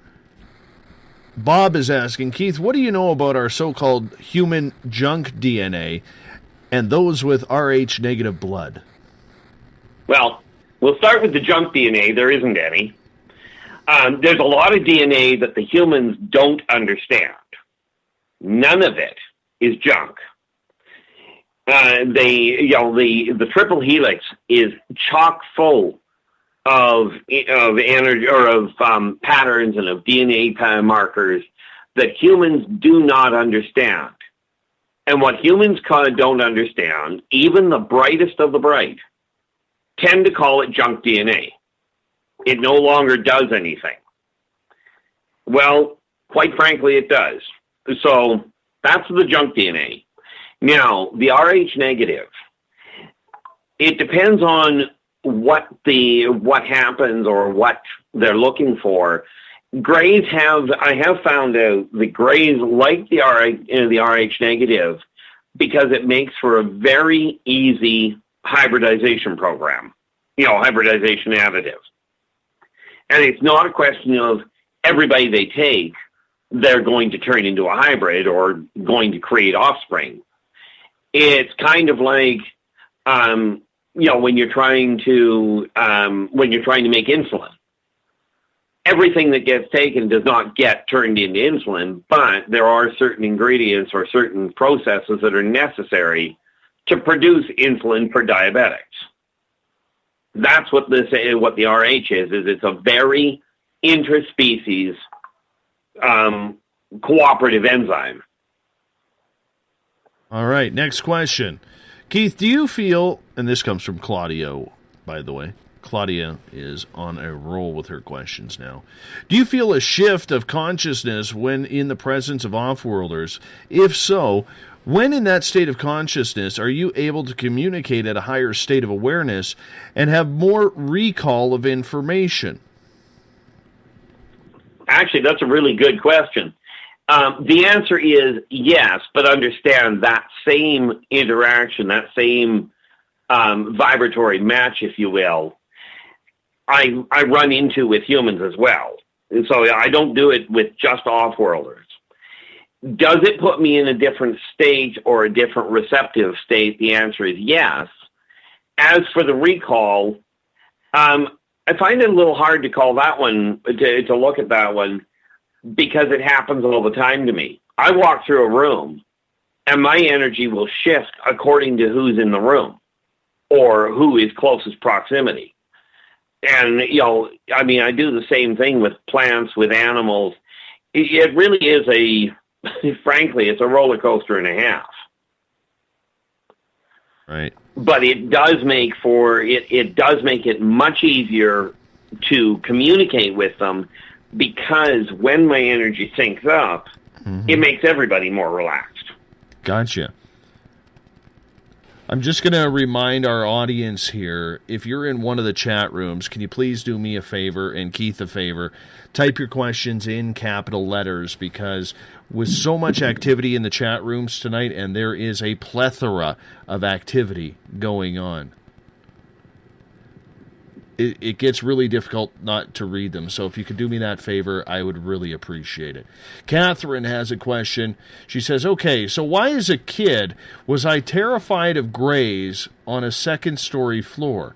Do they hover outside windows? Well, yeah. That's how they figure out which people they're going to deal with. And, my sincere sympathies for the fear.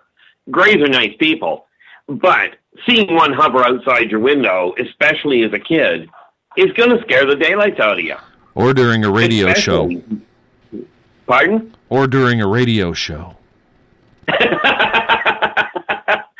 Well, yes. Although, you got to admit, looking back on that, it was kind of entertaining after the fact, but certainly not during. Oh, yeah, I absolutely... Hey, I invited him back during the 1-year anniversary. I invited him back, and he no-showed on me. I'm kind of pissed off. That's not entirely surprising. Yeah, I'm kind of pissed off about that. We were going to have, I had a cheese platter here. I had some vegan vegetable things going on. I had everything here.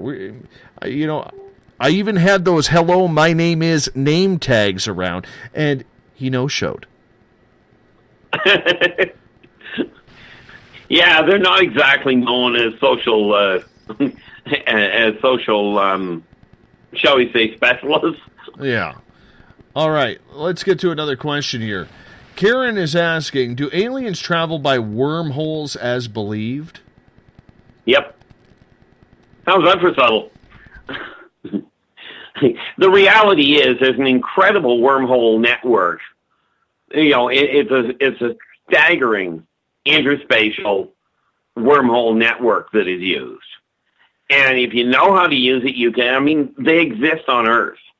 It's just they happen to know how to watch them, how to utilize them. But there's a very big difference between wormholes and black holes.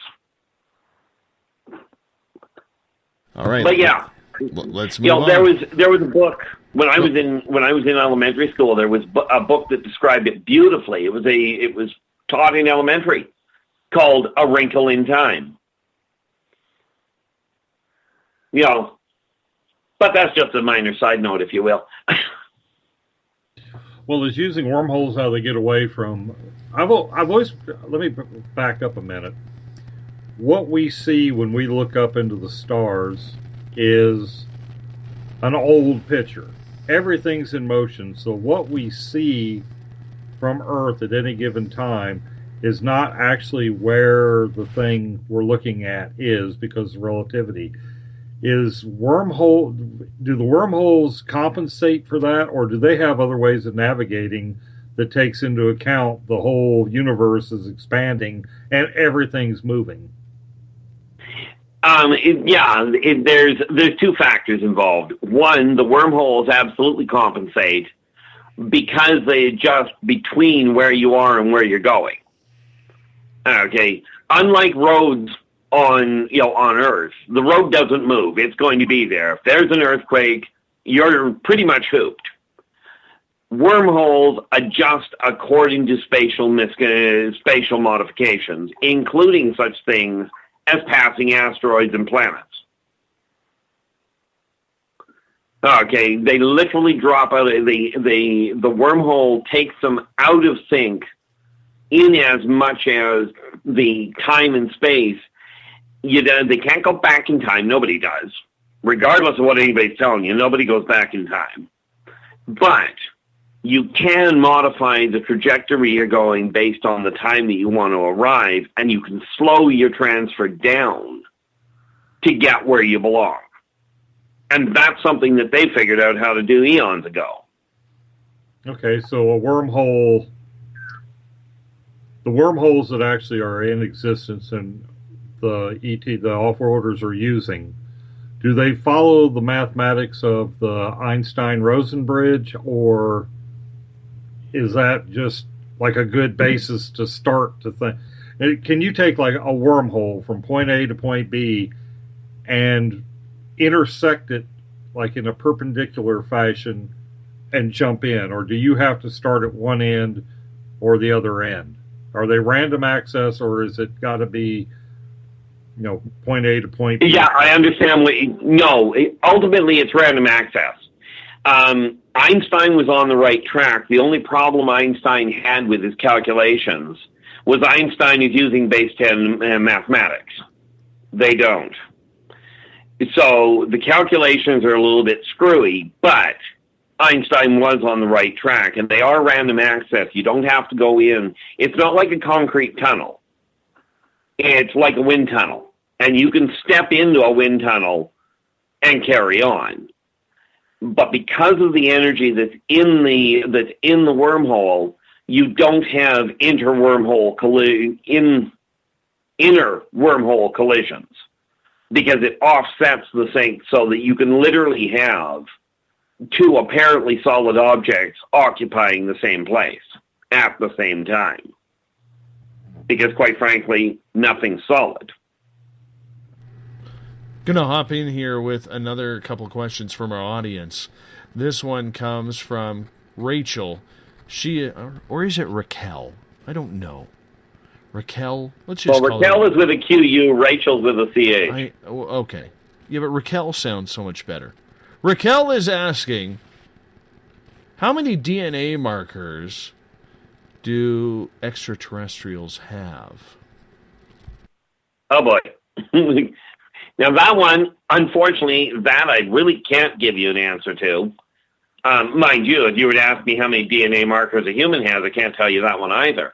But I can tell you that they have different DNA matrices, meaning depending on the race, they're not all, there are some that are quad helix, there are some that are quint helix, meaning 5 ladders. I know of one race that's a set helix, meaning, where the human race has a triple. These guys, quite frankly, make that look extremely primitive. Okay.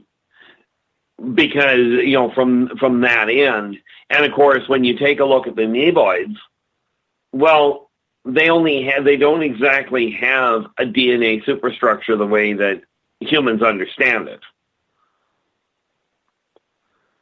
Because they're, them and the elementals are just a very bizarre setup. Sure, indeed. I could fully understand that. Catherine is also asking, how do you find out what your alien groups are? The easiest way, and it's kind of a complicated setup, but it really boils down to this. You will find that there is a certain amount of familiarity towards a certain type. And there's some that you'll just, like, for instance, you can bet your bottom dollar if you don't like dogs, or, well, drop the phone. If you don't like dogs, or if you're afraid of dogs, you can bet your bottom dollar you're not a canine, you're not a Bruin. Okay? Because, frankly, it's a little hard to be afraid of yourself, your own kind, if you will, even in primitive form. Okay? But it really boils down to there is no test that humans can give you that will say this is what your DNA is, because what the humans will do is they'll check your DNA, and your DNA has a record of everything on the planet, which is going to make it a little tricky to try and pin it down. I've heard reports that scientists have found reptilian DNA in the human, which is very, very much the case. Not surprising to me. But when you're looking at off-worlders, it really boils down to you'll notice a similarity or a compatibility in their way of thinking, the more you find out about them. Okay, and of course, appearances do actually amount. They say don't judge the book by its cover. The reality is, if you're dealing with somebody that is truly adjusted, there will be, or there may be, differences in eye configuration or the way the ear is placed. It may be a difference in the way that they move. Okay, but it's a lot of personal research. There is no one test that I'm aware of, and certainly not that humans could use to go, oh, this is what the added genome is. Get to another question here from our audience, and this one is from Bob. Where are all the cigar-shaped craft from, and why don't we see very many of them as compared to discs or triangles, etc.? Well, the discs, on the whole, are actually grays. The cylindricals, the cigar-shaped ones, the reason for it is there aren't that many of them around. Okay, it's not a case of them being, a real prolific race, if you will. You take a look at the chameleon, and they do have a cigar-shaped race, or cigar-shaped ship, but there aren't very many. when you take a look at the Srozosians, they spend more time ground-borne. At this point, they aren't actually in orbit that much, or in flying around the atmosphere that much, because they happen to be working with many of the human scientists on the planet in underground bunkers. The ones that the government keeps telling us don't exist. But that's why you don't see that many of them. I got a question from Trippin' Fool in the Spreaker chat room, and this sort of intrigues me as well. Which off-worlders gave ancient civilizations the idea to form their children's heads so that they were pointed? Think of the cradle boarding, I believe it was called, where they made the heads. You see it in the Egyptian and the art, and you see it in the Peruvian skulls. Were they mimicking a race, or was this just a fashion, a trend that humans went through? No, humans were actually mimicking it, and the reason for it, and it was a misunderstanding or a miscalculation, is really more to the point. The race that people know them as are quite literally, and it sounds like an old 70s movie, I think, but the conehead or that conic style, the idea that the off-worlders had was that the humans at the time were, according to the off-worlders, very slow-witted. Now, they felt that the off-worlders felt that the reason for that was because of the restrictive configuration, the misalignment of the brain. So by forming the skull, it would redistribute the neurons in the brain. Net result, you have a brighter kid. Okay. Humans aren't built that way. It didn't work out the way they wanted. But that's where the idea came from. Was there a connection? One of the things I've read is that there was a connection between the pharaoh Akhenaten, who was the first one to bring a monotheistic religion to Egypt. He seemed to have been, according to the statues, had the elongated head. He didn't look strictly human. Was he a hybrid, or was it just bad inbreeding in the Egyptian royal line that caused his abnormalities? Well, I'm certainly not a DNA expert on that one. But from my understanding, that was more an issue of a modification done when he was a kid. And it was quite frankly done by not so much by his parents, but by the leaders at the time. By the civic leaders, if you will, in a way of convincing the other people, convincing the populace that he wasn't exactly human, that he was beyond human, and therefore they should, in everything I've gathered, seemed that he was a hybrid, so much as if you will, a mock-up with a heck of an IQ and an incredible social perspective that, needless to say, affected an awful pile of people. Let's go to Does that make sense?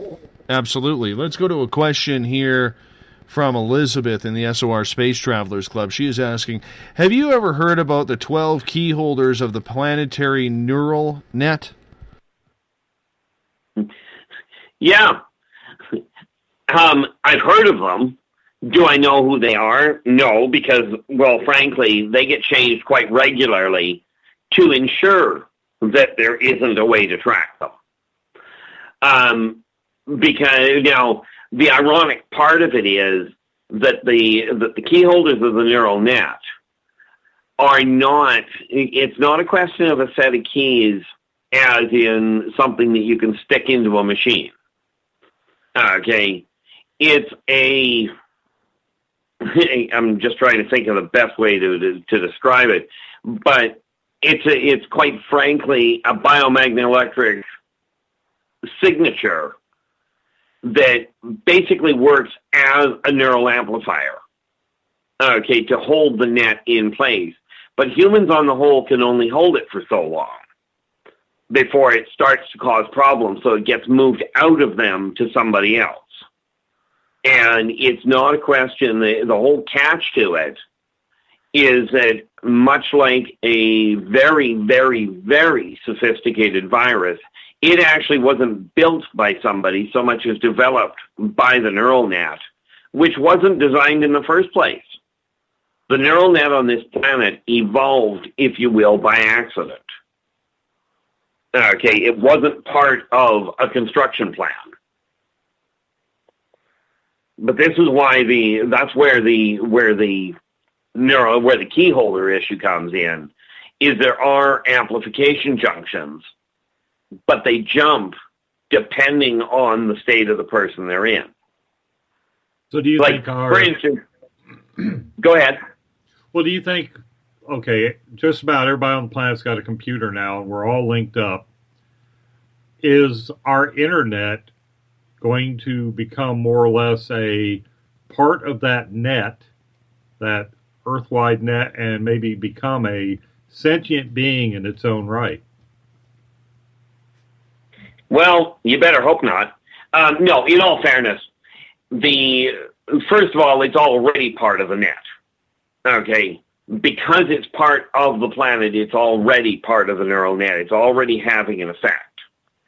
Now, quite frankly, it's been a horror story basis for decades. If, as is suggested, the internet were to all of a sudden gain a sense of sentience, it would be akin to setting off a nuclear bomb the size of the sun, because the internet would immediately shut down every human operator that got near it, because it would become a matter of self-survival. And when I'm talking about shutting them down, I don't mean that it would just block out the computer access. I mean, it would kill the people on the other end of the computer. Okay, because don't forget, you're talking about essentially building a new race. Now, there's already a mechanical race that's out there. Okay, and they are not people that are going to negotiate. They are not, if they ever get here, they are not going to be negotiating anything. They won't be using humans for anything. They will disassemble them for component parts, and there will be no discussion. There won't be a case of, oh, we're coming in. They will disassemble the planet from orbit. Kind of like the Borg in Star Trek. Try that again? Kind of like the Borg, the idea of the Borg in Star Trek, where they assimilated other species and took away their single identity and put them all into the hive mind. You were no longer human. You had human components, but you were part of their race. Mm-hmm. Yeah, the difference? The big difference is there won't be any human components. When I say take them down to their component parts, I'm talking elemental disconnection. Oh, right down to the raw materials. Yeah. These are not nice people. Well, I hope there's somebody out there that keeps them away out of our neck of the woods until we're ready to defend ourselves against them. Well, remember Eklek's coming here to to strip mine the planet to protect their own? That's because they're the ones that are in the immediate danger. Granted, it's going to be a few thousand years before they get there. They're not coming from this neck of the woods. Good. Let's get to another question here. This one from Elizabeth, and she is asking, would you not agree, Keith, that humans can make some of the best natural pilots? Absolutely. Humans have an instinctive capacity to operate equipment they know nothing about, and they can become absolutely mind-numbingly effective because they will go places that other races won't. They will do things that other races won't do, and that's one of the things that worries the other races. Okay, mankind is getting off the planet. It's already gotten off the planet. There's no quarantine around it. Mankind's already off. Okay, you put a quarantine now, you're already too late. But mankind is so interested in killing each other off that they pose little threat to the off-worlders. Okay, you know, when you can't have people, when you can't have two humans sitting in the same room that come from different parts of the world, and you can't have them sit there and have a drink of coffee or whatever you want to drink without somebody thinking the other one's got a gun somewhere, it solves the off-worlders' concerns.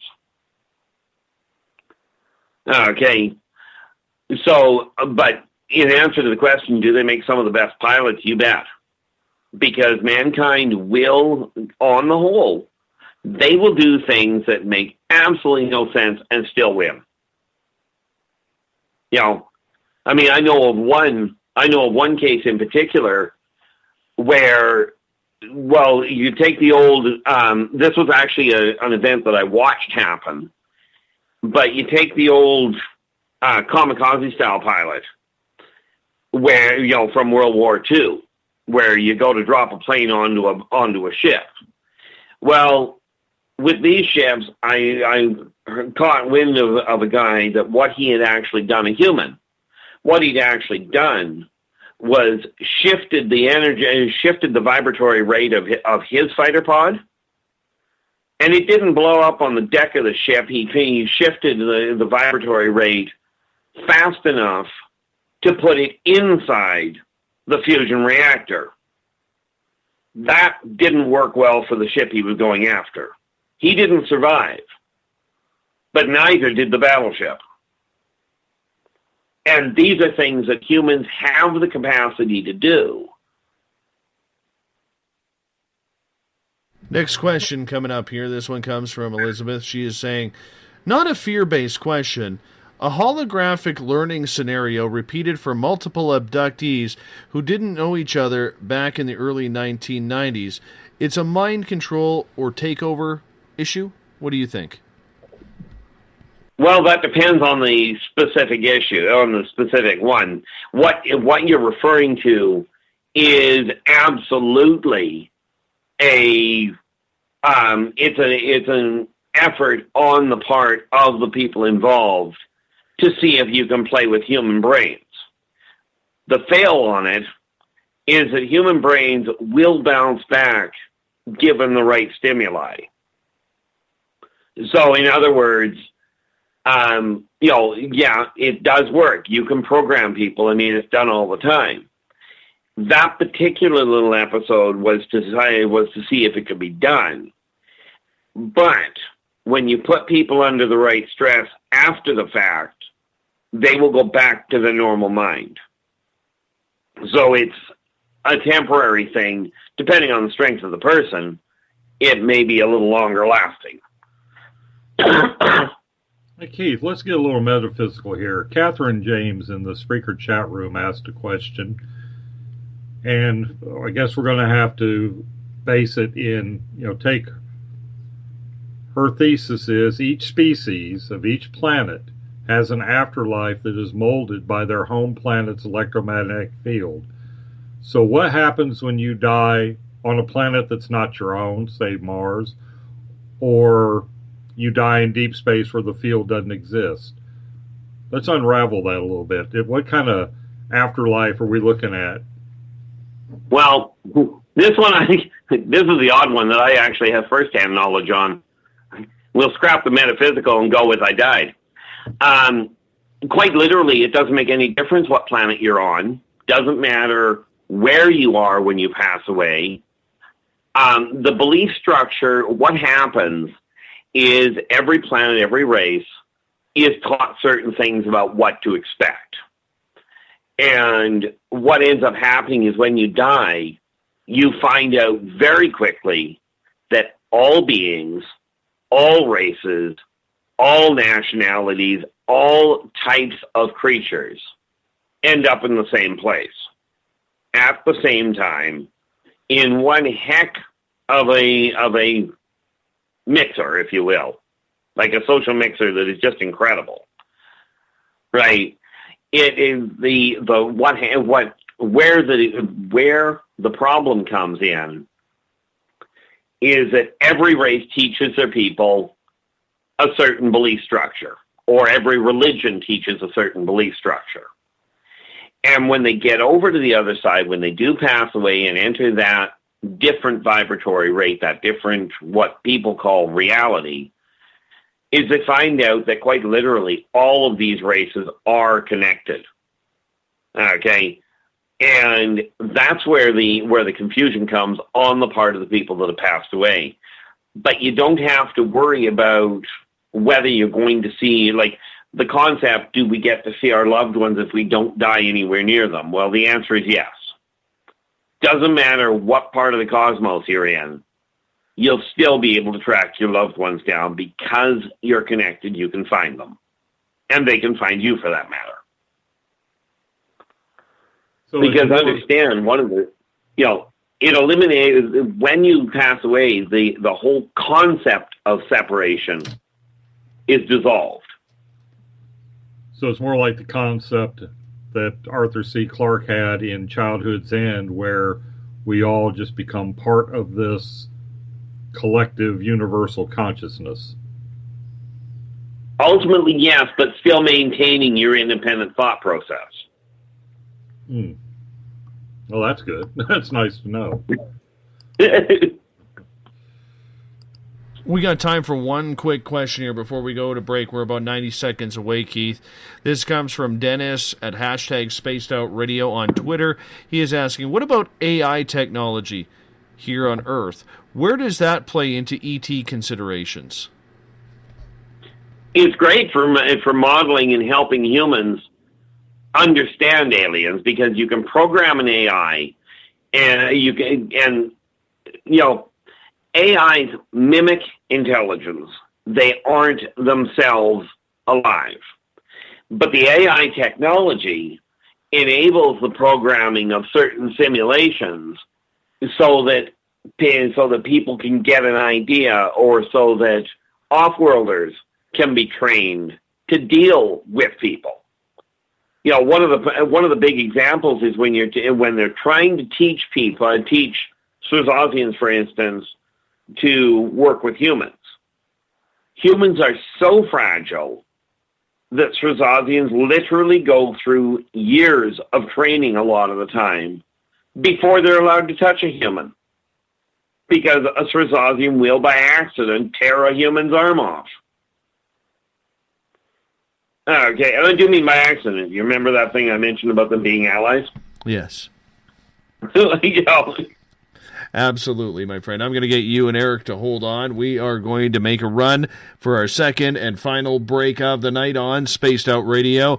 Our Keith Andrews is with us. He comes on the final, make that the first Friday of every month.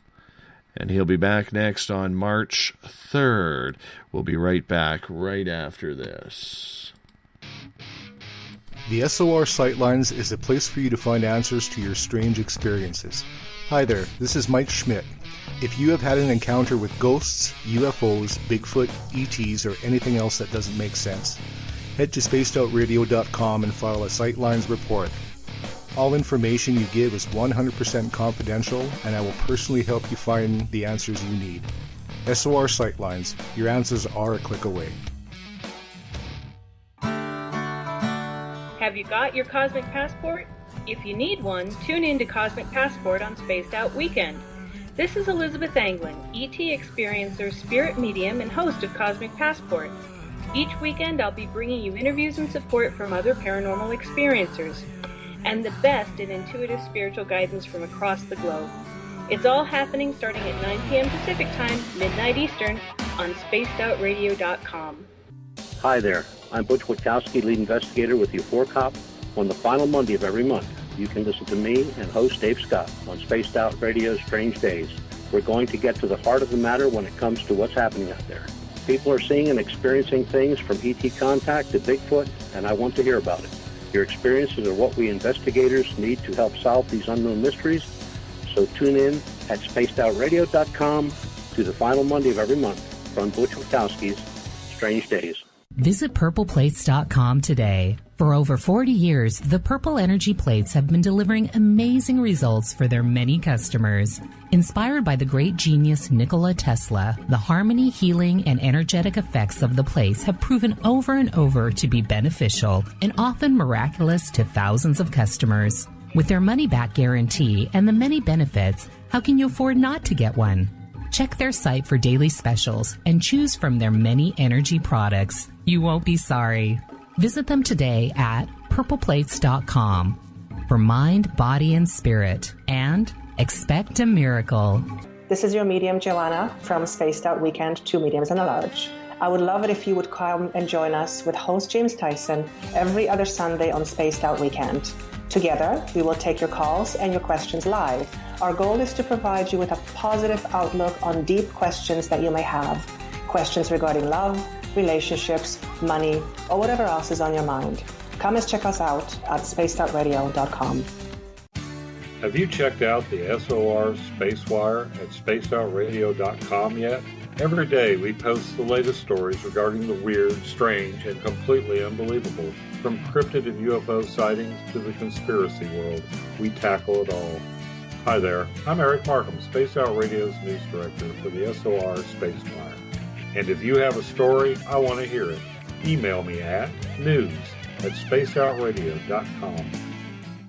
Patrolling the Pacific Northwest, we are always on the lookout for the strange and unassuming stories that real people are experiencing. Hi, I'm Vincent Zunza from Pacific North Weird. Me and Alexandra Sullivan have teamed to bring to you those odd stories that never seem to make it into the mainstream. Stories so weird that will leave you scratching your head wondering, is this real? It's as real as it gets with Pacific North Weird. You can watch our videos right here at spacedoutradio.com. Become more intimate and interactive with Spaced Out Radio. Join our Space Travelers Club with your new membership. For $5 a month, we'll provide you with special access to the website, monthly prize draws from books to psychic readings, along with monthly newsletter, private interviews, and more. Sign up today to be part of Spaced Out Radio's experience. Looking for a place to advertise at a very reasonable cost? Look no further than Spaced Out Radio. SpacedOutRadio.com has an advertising tab that you can click to check out our daily, weekly, and monthly packages to play on the radio, or our website including social media. From commercial spots to banners, we have it all. Check out our competitive pricing today. Don't have time to listen to Spaced Out Radio live? Wherever you are, the car, the office, the shower, or even if you're traveling, we're right here for you. Each Spaced Out Radio show can be found on iTunes, TuneIn, and on our YouTube channel, Spaced Out Radio Show. It's the perfect way for you to catch up on our shows. For more information, just head over to our website, spacedoutradio.com, and tune in to us today.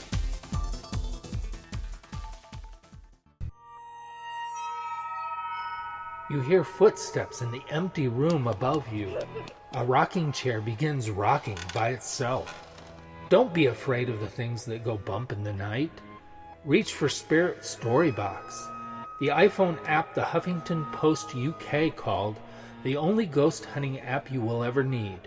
Spirit Storybox. The spirits are telling their stories. Are you listening? Strange creatures lurking in the night, the sounds of wood knocking in the forest, odd happenings right out of a fictional world. These are the reports I love. Hi there, this is author Ronald Murphy, and I would love it if you join me and Spaced Out Radio host Dave Scott the second Wednesday of every month on our journey into the unknown land of cryptozoology at spacedoutradio.com.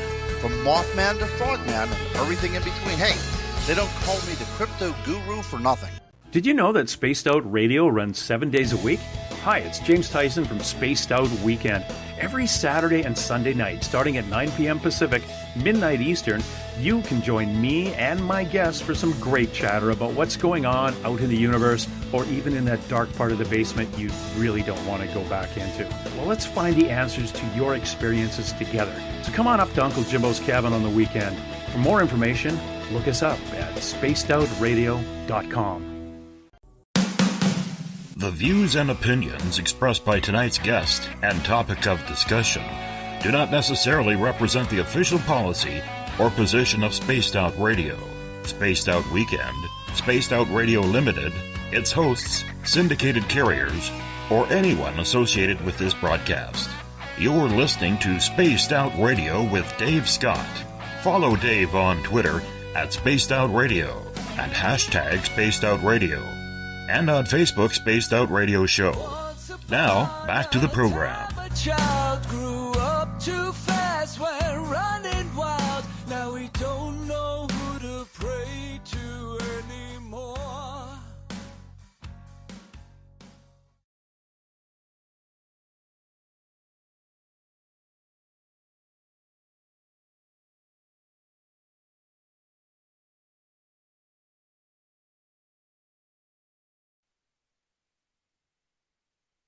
Welcome back for the final hour of Space Out Radio tonight. I am your host and good friend of the night, Dave Scott.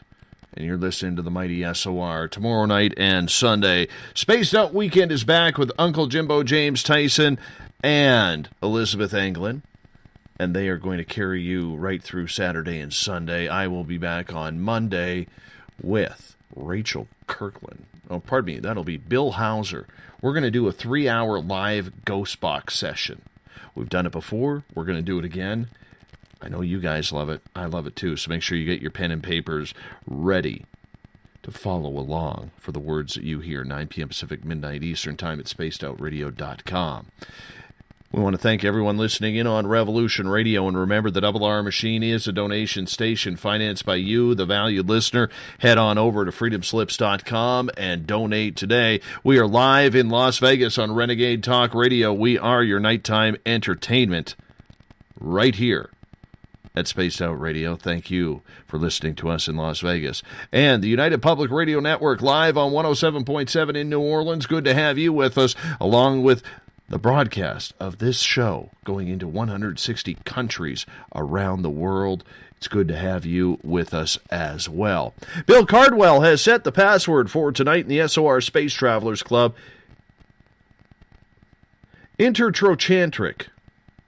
Intertrochantric is your password. Make sure you use it properly. I don't know if I am or not. But that is your SOR Space Travelers password for the night Bill sits at every single night right here on the mighty SOR. Hey, if you want to follow us on social media, you can do so on Twitter at Spaced Out Radio. You can also use the hashtag Spaced Out Radio in order to get a message or a question to me. You can give our Facebook page a like, Spaced Out Radio Show. You can check out our archives on our YouTube channel, Spaced Out Radio Show. Tune us in on TuneIn, download this show and others on iTunes. And, of course, our website is spacedoutradio.com, where you're going to find a plethora of features, including joining the SOR Space Travelers Club at $5 a month. The first Friday of the month means it's time for our Keith Andrews' ET Connection. And we got 1 hour left with Keith. I'm also joined by Eric Markham from the SOR Space Wire. Gentlemen, welcome back. I'm glad to be here. Glad to be here as well. Thanks for having me. Now, Keith, for having us, in all fairness. Absolutely. A month ago, you finally released a photo through us of Dawn, the Pleiadian. Now, Dawn, you first met in August of 2010 at the Experiencers Conference in Portland, Maine. 2015. Not 2010. I'm sorry, 2015. Sorry about that. All right, 2015, you finally meet Don at the Experiencers Conference in Portland, Maine. And you took a photo with him. And you two had a set rule that you would not release the photo to the public until Don gave you permission, which he did at last year's event in 2016. And you finally decided to release it to our Spaced Out Radio crowd first. And the reactions that I received during the show were very positive. Some were questioning, and we knew that would happen. They were questioning whether or not it was just some old man dressed as a Floridian, probably a snowbird, going down for the summer. Or other people's reactions were, wow, gray skin? That looks a little bit odd. And people started noticing different markings on his hands, his fingernails, his neck. What was the reaction that you got from releasing the photo finally? Well, ironically enough, virtually none. I mean, I ended up with the same, if you will, derogatory, discounting, oh, it's just a person, right? It doesn't show anything. And, you know, it really didn't improve the situation for me at all. But then I didn't do it to improve the situation for me. You know, I still ended up, you know, people would, the comments that I ended up having to field were, well, since the picture isn't anything special, why didn't you release it earlier? You know, we would have believed it if you had turned it, if you'd have shown it when you first got it. And, you know, people couldn't get their brain wrapped around the idea that it wasn't a question of whether or not I could have released it. It was a question of I gave my word I wasn't going to.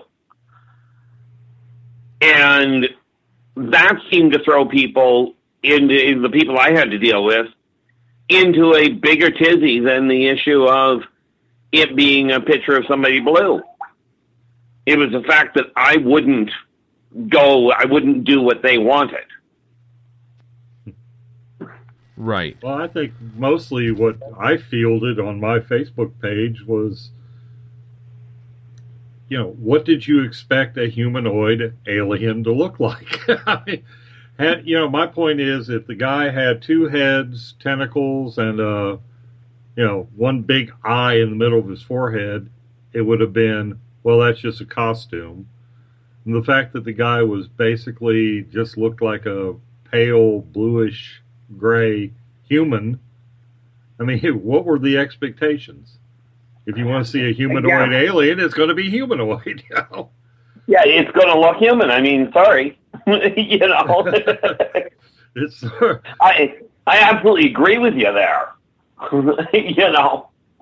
I mean, I'm sure there's more exotic species out there that people would see, and it would look like something from Babylon 5, or, you know, pick your sci-fi. But, you know, this guy is just pretty much human looking, and I pretty much expected that to be the case.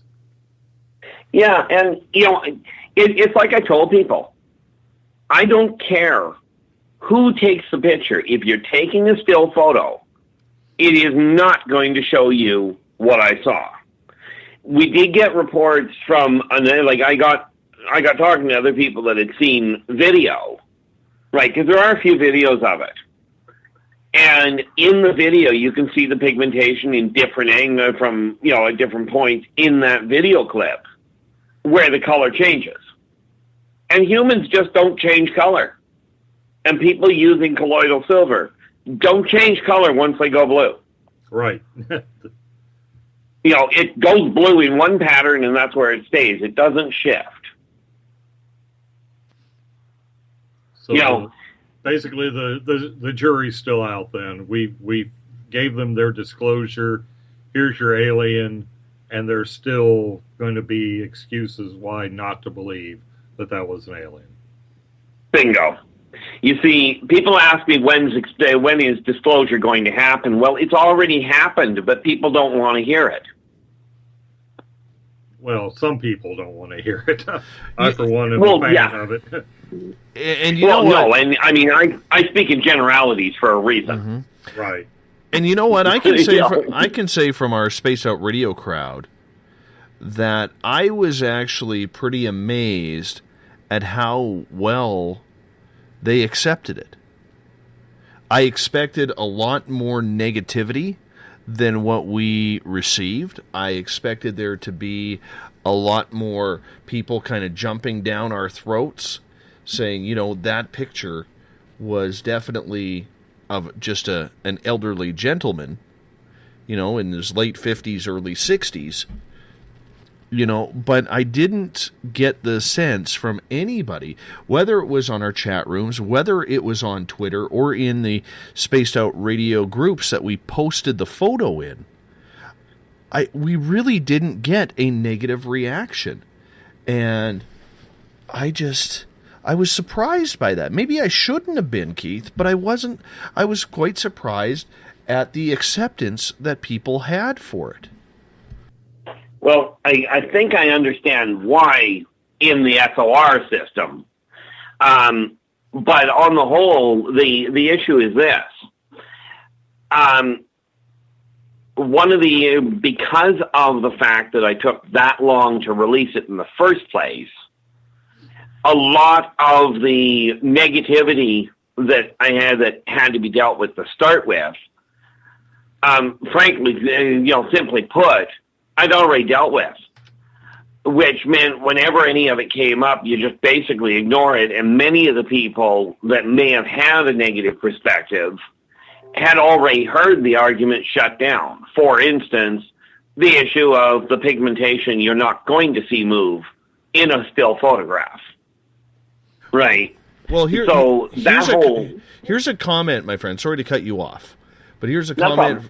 Here's a comment from Andy, all the way in Australia, who lives in the future, 17 hours ahead, and he's saying that was a good show. It went well, and it went well when he showed the photo as well, which is good.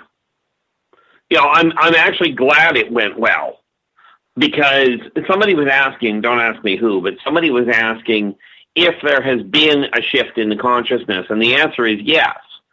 People on the whole are starting to accept the fact that we are not alone, although we're still having a lot of trouble getting people to realize that they're not here to either clean up the mess that mankind has made or wipe it out. But at least they've gotten to the point that the majority of people now are of the understanding that there are people there. Well, what Dave and I disagree on this. I think that by and large, people are ready to accept that. I mean, it's almost a given, except for a small, there's going to be cultural differences, but I think by and large, humanity is ready to acknowledge that we're not alone. I think if you have an above room temperature IQ and look up in a starry night, you gotta know we're not the only things out there. And I certainly agree with you that it's, the drawback here is not so much, in my opinion, the question of whether people are willing to agree that, to accept that we're not alone. It's a question of the greater majority of them are still of the understanding, or of the fear, if you will, that they're here to wipe us out. I think if anybody sits there and takes a minute to think about that, if they can get here, the powers that they are harnessing to get here, it's going to be Godzilla versus Bambi or worse. I mean, if they wanted to take it over, if they wanted to conquer us, we'd be conquered. And I think people just need to wrap their head around it. If a race can get here, they have harnessed powers that we are only starting to get familiar with, and basically as abstract math, not even as true power that can be harnessed. These people got here using, what we would consider science fiction. So if they it's not going to happen like Independence Day. They would wipe us off the face of the planet with a random thought. So we just need to get over that whole fear of them wanting to do something like that, because if they wanted to, it would already be done. See, here's the thing. when we look at just the sheer practical side of it for all the people that have a military background, let's go with just one ship. Okay. Now, mankind talks about deflecting or beating off the enemy. I've been on the deck of their main battleship, of the consortium's main battleship. And if you take a look at their main gun, you can take the Titanic, you know, that neat little ocean liner that sank in 1912, turn it broadside, and you can fly it down the barrel of the gun and still have room to maneuver. What are they using? I mean, they're not using. Are they using mass drivers, or is this like a pulse, some kind of plasma or energy that they're firing, like the hellbores from Keith Laumer's books, where it was this incredible. These tanks were artificial intelligent, and their main weapon was this plasma cannon called a hellbore that basically fired a ball like the sun at whatever the target was. Yeah, what they do is they actually, it's a simple diversion of engine power. They use an electron accelerator. Basically, they send a shockwave. And said shockwave at that size is going to punch a hole. Okay, but we're talking about something that can fire from the outside of Pluto and pick out the Pentagon if it wanted to. Okay, it doesn't have to fire line of sight. It can fire through and manifest based on calculation. It can have the impact zone manifest on the far side of the planet without doing a thing to the first side. It's like a phase cannon. That's interesting. Now, is Don's race one of those consortium races that has this kind of weapon, or where does Don fit into all this? Don is a Pleiadian. He's a Pleiadian hybrid. Pleiadians are healers. Period. That is what they do. They help educate. They help enlighten. They help guide via word. They do not participate in war. Okay, they do not participate in societal or racial genocide. It is beneath them. Okay, and it literally boils down to they are simply healers. They are Switzerland in the cosmos where it comes to medical. I'd love to meet them. Okay. Ultimately, that's where the Pleiadians fit. They are not a combative race, which, in all fairness, is a really good thing if you think about what you can do with medical. Oh, yeah, I'm very interested in that just because of what I do for a living. Okay, now they're not a combative race, but what if somebody screws with their home planet? Do they have others that, that take care of that for them? Or do they have that kind of technology? If they're attacked, they can... Think of it this way. Have you ever heard of molecular disassociation? Okay. Basically, they have the capacity, because of what they know about the interaction of cells, they can, without any real big problem at all, disconnect the cohesion of biomaterial. So they are not tampered with. Okay, it's good to know. You just said, well, I mean, the off-worlders sound a lot like us in that they're racist, they're somewhat xenophobic. They'll take advantage of you. You just hate to think of a race of healers being out there unprotected. I think understandable. And, there's a neat little issue with that, because the races that do work with them know full well that if you turn around and you go after them, they'll cut your race off. And what I mean by that is, much as they are healers, the way to make sure they are safe is they don't offer healing to your race anymore. This, by the way, is a real bad idea when you have a tendency of picking fights. Yeah, sort of like bombing the hospitals that would treat your wounded. Yeah. This is the thing that doesn't make sense to most of the humans. Like, most of the people I talk to, it's like they talk about war, they talk about shooting each other, and I'm like, you're poisoning the planet you live on. Is there any logic to this? But ultimately, you're right. We got a chicken and egg thing going here. If we had alternate form, energy, we wouldn't probably foul our nest. But this iteration of our technological society, and I'm going from a thesis that we're not the first technological race to have evolved, gotten to this level on the planet. I think it probably happens in a cyclical nature.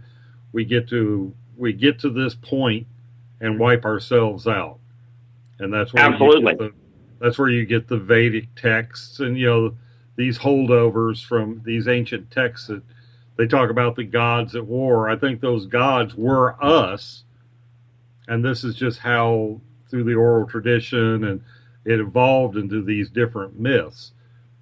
But in some cases, a lot of the gods that are talked about are in fact Nords. But you are right in as much as when we talk about nuclear power, which is a dirty power, etc. This is a dirty power, and it is because of technological levels. But when I'm talking about poisoning the planet, I'm not talking about the oil industry. I'm talking about the individual geniuses that drop their garbage on the ground. Okay, this is the poison that the off-worlders are referring to, not the primitive technologies, like the primitive energies. Mankind has solar energy and hydro energy. And I don't mean hydroelectric, I mean they can draw it straight out of the water. Okay. Paralysis. Yes. Well, I think that's both why of you don't have hydrogen. Are more advanced. Well, I think that's why you don't have hydrogen power. Why hydrogen power has been kept back by whoever, because that electrolysis is one of the easiest things to accomplish. And if you can harness hydrogen, you can make your own hydrogen plant in your front yard with a solar panel. It doesn't take much. It doesn't take much in the way of power. That the whole splitting hydrogen from oxygen in water doesn't take much. It's not that difficult. Matter of fact, you can create you put zinc and copper in a potato, and you get a voltage. So electrolysis and the production of hydrogen would be a cottage industry. People wouldn't have to worry about paying an electric bill. They'd probably just pee in a reservoir, and the water would separate out, and you'd power your house. And eventually we'll get to that. But do understand, people talk about wiping out the oil industry. But you got to realize, if you wipe out the oil industry, you're wiping out the plastics industry, you're wiping out the communications industry, and you're wiping out the transportation industry. Exactly. This may not be a good thing to wipe out yet. Well, I'm not one for wanting to wipe out the oil industry, but I think the fact that we can make durable goods out of petroleum, the plastics for your IV bags, what we need to use the oil for is durable types of products, not something you pay $2 a gallon for and you burn up. All right, guys. And I absolutely agree with you there. I do agree with you. So there was a question that was asked that we really should jump back to for half a second, and I forget who asked it. But when the issue came up around the mechanical the mechanical off-worlders. Yes. Somebody out there asked if those mechanical beings destroyed their creators. And the answer is an unequivocal no. They evolved as mechanical entities, as mechanical beings. It wasn't a question of somebody else built them, and some bioorganism built them, like is suggested with many of the shows. Many of the science fiction shows, they evolved of their own accord. They have, and this is one of the reasons why they have absolutely no respect for humans, like for bioenergy. Just figured I'd jump back to that one. I noticed that on our last break. But the reality behind the different energies and what have you, the fact of the matter is, when we talk about pollution, we're not talking about just the energy. We're talking about the way that people, quite literally, the fighting that is going on the planet is poisoning the atmosphere of the planet and subsequently killing off a lot of the animals, not to mention the plants.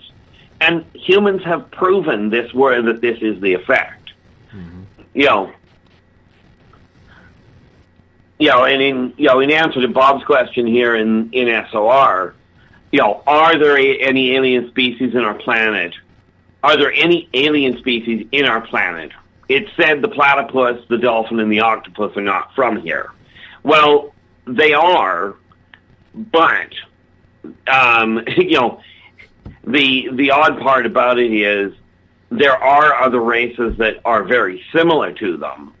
The platypus, I always find that one a fascinating animal at the best. But they did evolve here, but essentially the biomagnetic flux that operates the entire neural net is what causes the modifications to the animals on this planet. This is why some of them are a little odd.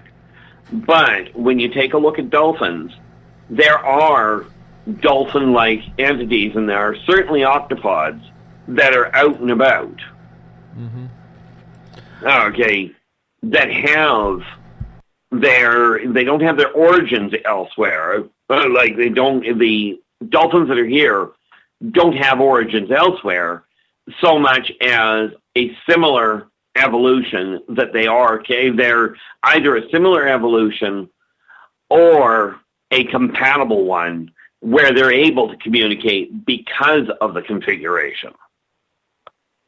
Let's get to some more questions from our audience because we're kind of backed up here, guys, and we only got about 30 minutes left here. Gail is asking, Keith, from what is a wormhole made? It sounds like it is alive with its ability to adjust and move as needed. Well, wormholes aren't alive. They are a, if you will, a neural reactive configuration. Okay, so what it boils down to is because of the way the energy is formed and the cross currents and what have you, the wormhole ends up coming into existence, kind of like an air pocket in a mountain when it grows. As things change, and if you take a look at water, there are countless cases where you end up with a gas bubble in the water.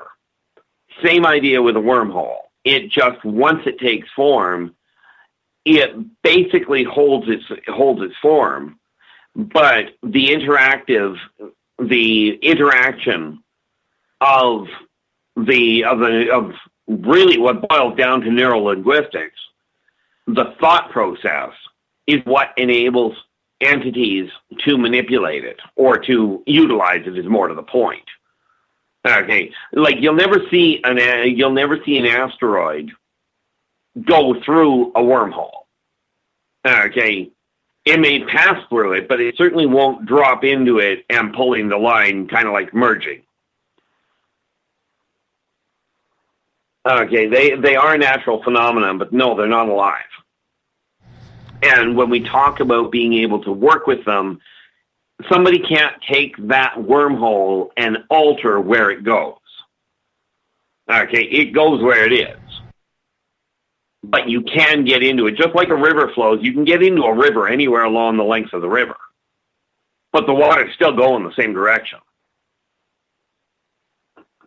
All right, we get another question from Claudia. She says, it seems if one is locked into logical thinking, it may block the imagination. Isn't the imagination a way to cross the veil easier and able to travel through dimensions easier? I was in meditation and saw off-worlders on a planet, and they were there to greet me. It sure seemed real to me. And welcome to reality as it really is. This is a lesson I have been striving to get across to people for literally decades this lifetime. We count the rest of them, we'll go with centuries. Imagination is the key to the higher senses. Humans have evolved to the point, and I consider it devolved really, they have to understand it before it works. The reality is you have to accept the fact it's possible before you ever have a prayer of understanding it. And it's going to work whether you believe it or not. Want to put that to the test? Take any kid, and I suggest putting an airbag, any kid, any human, doesn't matter. Don't teach them about gravity. You drop them off a balcony, you can bet they're going to fall. They don't have to understand it. They're going to fall. Okay. Yeah, I'll put an airbag, do it in deep enough water, you're not going to hurt them. The point being, they don't have to understand what's going on. People don't have to understand how fire works to get burnt. Okay, so absolutely, your imagination, your ability to conceptualize that which you don't have something solid to work with is the key to getting access to the higher senses. The old saying, fake it till you make it, is far more accurate than most people believe. The whole trick is... Go ahead. The whole trick is, don't get carried away going, oh, I know I can fly, and then jump off the cliff. This is usually a bad idea. Yes, yes indeed. Bob has a question here. Keith, what is the purpose of the pyramids? They are all over our planet. Do they all have the same function? Well, the answer is no. They certainly don't all have the same function. They are an electromagnetic transmitter. The ironic part of it is that they don't all work anymore because when they were built, they were somewhere else on the planet. You know that funny little thing called continental drift? Kind of like getting bad reception. The different pyramids are, they literally are booster packs, if you will. They're a way of communicating, a way of tracking, they're a way of aligning different issues, different processes. But because of the fact that the planet moves, the people that built them understanding that the pyramids would be moving. And the pyramids aren't the only one, aren't the only thing that's built here. But they built them understanding it would be X number of eons before they got into alignment. Okay? Much like a clockmaker makes a clock knowing it's going to take X amount of time for that hour hand to get all the way around. They design them that way. Essentially, that is what they did with the pyramids. But the pyramids are on a clock that is being calculated by continental drift. Keith, I got a question. When Tesla built Wardenclyffe Tower, of course, it never got completed, but had he been able to fire Wardenclyffe Tower up, do you think that would have reactivated the pyramid or that power grid structure with his wireless? Absolutely. Absolutely. It wouldn't have reacted. Go ahead. Well, you think that's why the plug got pulled? Somebody knew that, or would just the resonance? Would it have just been an accidental discovery oh, gee, Giza's throbbing with energy now because some guy in America fired up a tower. Ultimately, Tesla thought that Tesla theorized that if he could get that tower working, he would tap into more energy than what he knew was there, than what he could prove was there right then. He was on the right track. The reason it got shut down had far more to do with greed on the part of the other people in power than it did to do with any thought of, oh, it could be dangerous. It was going to be dangerous to somebody's pocketbook. J.P. Morgan's. He couldn't put a meter on it. He didn't, I think I was short-sighted of him. He could have looked into the licensing. He could have made money off of it if he'd had to, but I do think Tesla was trying to keep that fact hidden. Well, the fact of the matter is this. Frankly, for the people that are profit-minded, you make more money off peace and off cooperation than you ever do off fear. And that is just a proven thing through civilization after civilization.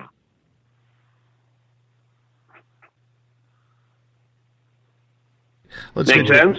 Yeah. Okay. Let's get to another question from the audience. This one comes from Bob. The elites want to transfer their consciousness to mechanical bodies. Where did they get this idea from, and is it possible? Well, technically it's possible, but, and this is going to sound extremely rude on my part, but frankly, the best minds on this planet, the best human minds on this planet, don't have the cognitive capacity to align it.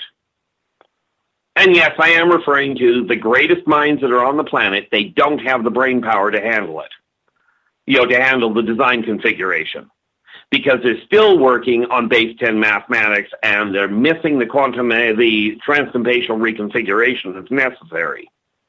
Now, at best, the way they are right now, they will be able to, they could theoretically confine their consciousness to a receptacle, to a mechanical receptacle that looks like a human body or some such thing. Problem, they won't be able to make it move because human cognition is excessively limited on what is possible, what is functional. And greed is a lousy motivator, and that's what they know, what they primarily are using. I want to live forever so I can have it all. Well, you can't have it all if you're stuck in a metal body. A little short-sighted, really. Follow-up question from Bob. He is asking, the Greys are said to be part dolphin. Is this true, mixed with a few other species? No. Frankly, sure, they look dolphin, about as much as a tarantula does, at least in my eyes. Greys are greys. There are multiple colors of greys. There are two distinct classes of greys, but they aren't dolphins. They never were, never evolved to be dolphins. Okay. And frankly, they don't like the water that much. Let's get to Joe's question, because Joe, we never know if it's Joe or his hair that is asking the question. I think this one is his hair asking, because he's got a great mane. Fantastic mane. We've almost nicknamed it the actual Spaced Out Radio hair of the night, or the month, or the year. Almost as good as yours, Keith. Actually, I'm going to go one better. Joe has better hair than all of us. He really does. Anyways, his question is, which alien race has the best hair? Well, that depends on who you ask. I mean, quite frankly, if you ask the Drakes, they do. And they don't have hair. But, it depends on really, there is a race that has tenticular hair. Now, if you're looking for best being, functional, that certainly ranks up there. If you want the softest or smoothest, you got to go Laborian, at least of the ones that I've run into. Okay. If you're looking for, what we go back to Star Trek, and there was a cute little race that they showed, which, by the way, was not actually that far off the reality behind it. But you remember the old Tribble. Now, there's an animal, there's a critter that had a heck of a head of hair, not very long, but softer than most. So, I mean, it really does depend on what you're looking for, what you consider the best. Where does your hair rank in this? Well, on top of my head for the most part. I mean, with the aliens, man. You know, I never bothered asking. Oh. I will tell you this, though. From a combat standpoint, long hair is actually worse than short hair. I never could. You know, I've only seen the one race where long hair was an asset where it comes to combat. And they happen to have tentacular hair, meaning the Fantastic Four's Medusa style, you can use your hair to do whatever you please. Mm-hmm. That becomes an asset. Other than that, long hair, much as I like it personally, is really not good for combat. Mm-hmm. Bob is giving me crap in the SOR Space Travelers Club because he says beards are better. Yeah, but only if you're built upside down. The Nords actually would agree that the beards are, the Nords, and especially the groundlings, absolutely will tell you a beard is far better than hair. You know, but again, it boils down to, now we're talking fashion.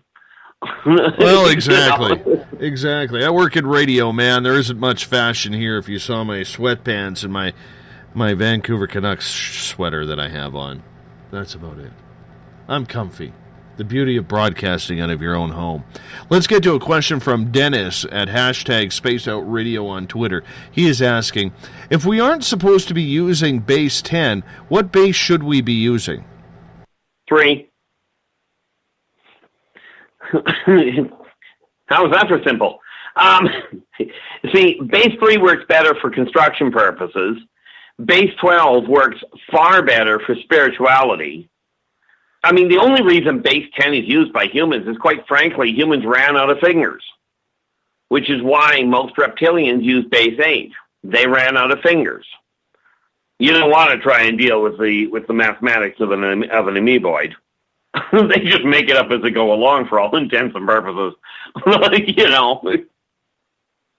But base 3, Einstein actually had it right when Einstein said 1 + 1 = 3. But he couldn't get humans to understand what 1 + 1 = 3 really meant. And, you know, this is why he went, okay, scrap it, call it E = mc², and you guys will quit complaining. Because he gave up trying to explain 1 + 1 = 3.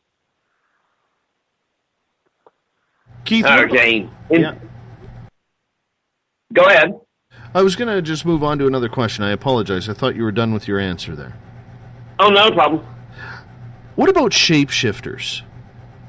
Where do they come into play with extraterrestrials? And the reason why I bring this up is earlier this week we had a couple of Bigfoot experts on, and they are of the belief that Bigfoot is a terrestrial animal. I'm not sure. I believe it's terrestrial, but I think there's something special about it. But one of the things that they were saying is there is no way in heck that it is a shapeshifter, and I challenged them on it because I said, show me the proof it isn't. Long story short, do we have aliens that come down here and can shapeshift? Very, very, very few. However, quick little side note, Bigfoot, not a shapeshifter. Definitively terrestrial. One of the gentlest critters that you're going to run into, but they are omnivorous. That said, No, they aren't shapeshifters. Phenomenal camouflage experts. Where it comes to shapeshifters coming to this planet, the Pleiadian hybrid, Don, is a shifter in as much as he controls the pigmentation in his skin. Okay.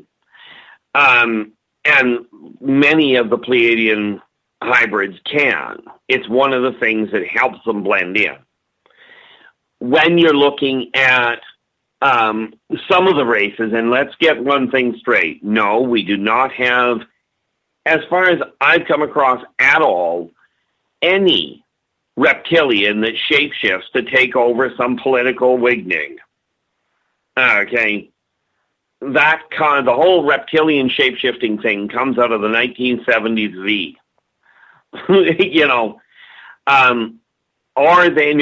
There are, when you take a look at the fairy race, which, by the way, are not off-worlders, they actually evolved here. Well, more to the point, they were built here, but long story. They have the capacity to cloud somebody's mind to make you think that you're seeing somebody else. It doesn't work, but it's not like they make you think that they're some bigwig. Just a generic, they look like somebody, they look human instead of looking as a fairy. There are doppelgangers. Excessively rare. Usually they are kept in what you come to understand, inner earth. Okay, they don't often get out. But they are not a race you worry about trying to work with people because they're hunters. They come up looking for food. And it really boils down to terminate somebody, take over what they look like long enough to get undercover, and disappear. It's very much like when we're talking cellular reconfiguration, very few are capable. The amoeboids are one of the few that can take on any form they want because they don't have a solid form. I don't know if I'm buying the fact that Sasquatch isn't a shapeshifter. You and I will agree to disagree on that one because I've seen the pixelation with my own eyes. Yeah. I sat down in a campsite with them. Well, what amounted to a campsite. The fact of the matter is, most of what I tell people, trying to prove just doesn't work. But I do agree with the one thing you said. Very clearly I agree with it. That lack of proof does not prove lack. Well, I think when it comes to Bigfoot, and Eric and I have talked numerous times about this, I think what's really bugging me about this field, and it's just, honestly, I'll just say it's picking my ass, okay, is I am absolutely tired of people in this field shoving opinion down my throat as fact. And I honestly think that I am going to be a little bit of more aggressive with the guests on that because I strongly believe that in my own Sasquatch experiences, and I've had two, the sightings and then a few days later the pixelation and the roar, okay, right. I honestly believe there is something different. And when I hear people out there trying to shove down my throat and my listeners' throats that their personal belief is fact when they haven't or they have refused to actually look at other types of information that is out there, I think that's the reason why, period, dot, the end, the reason why we are not proving any of this and the mainstream won't take us seriously. Because we refuse to look at all aspects in trying to prove what these creatures are, what aliens are, what ghosts are. what psychic ability is, because we're shooting it down, and we're shooting the theories down before they've even been investigated. And I absolutely agree with you there. In a lot of ways, people are their own worst enemy. I mean, you know, your comment that you and I will agree to disagree, absolutely we will.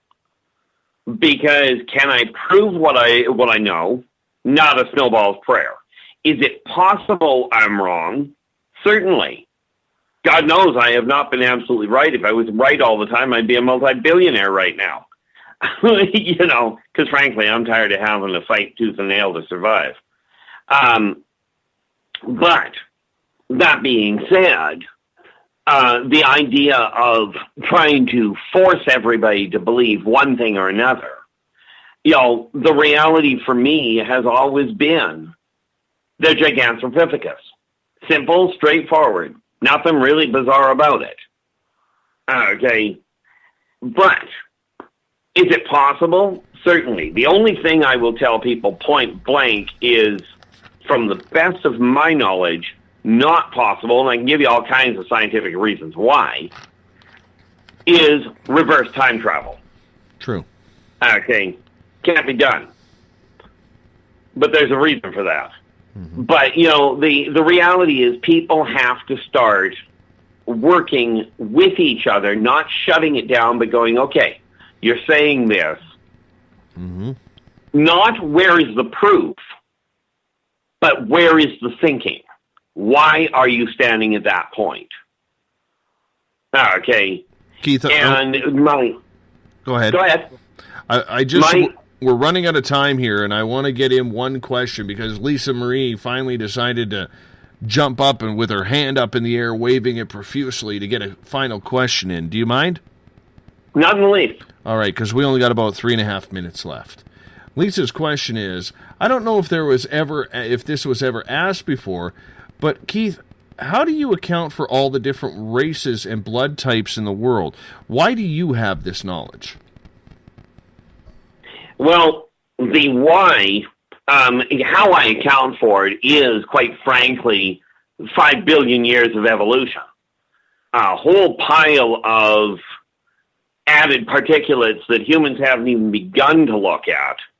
And as for why I have all the knowledge, like why I have access to all of this knowledge, and I don't have any, so to speak, proof aside from what shows up later, is because for some reason, number one, I remember my past lives quite consistently. The way my system is built, the way that I've evolved, I still recall more about what I've seen than most people ever do. And I've had it pointed out, never mind my believing it, I've had multiple strangers point out the same things about me and about what I'm here for and why I am connecting to people and connecting to the off-worlders in the way I am, because I've been doing it for multiple centuries.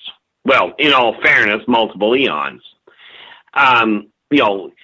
So my understanding of the world is, I don't relate to people, properly. I don't relate to humans properly. I don't relate to the off-worlders properly.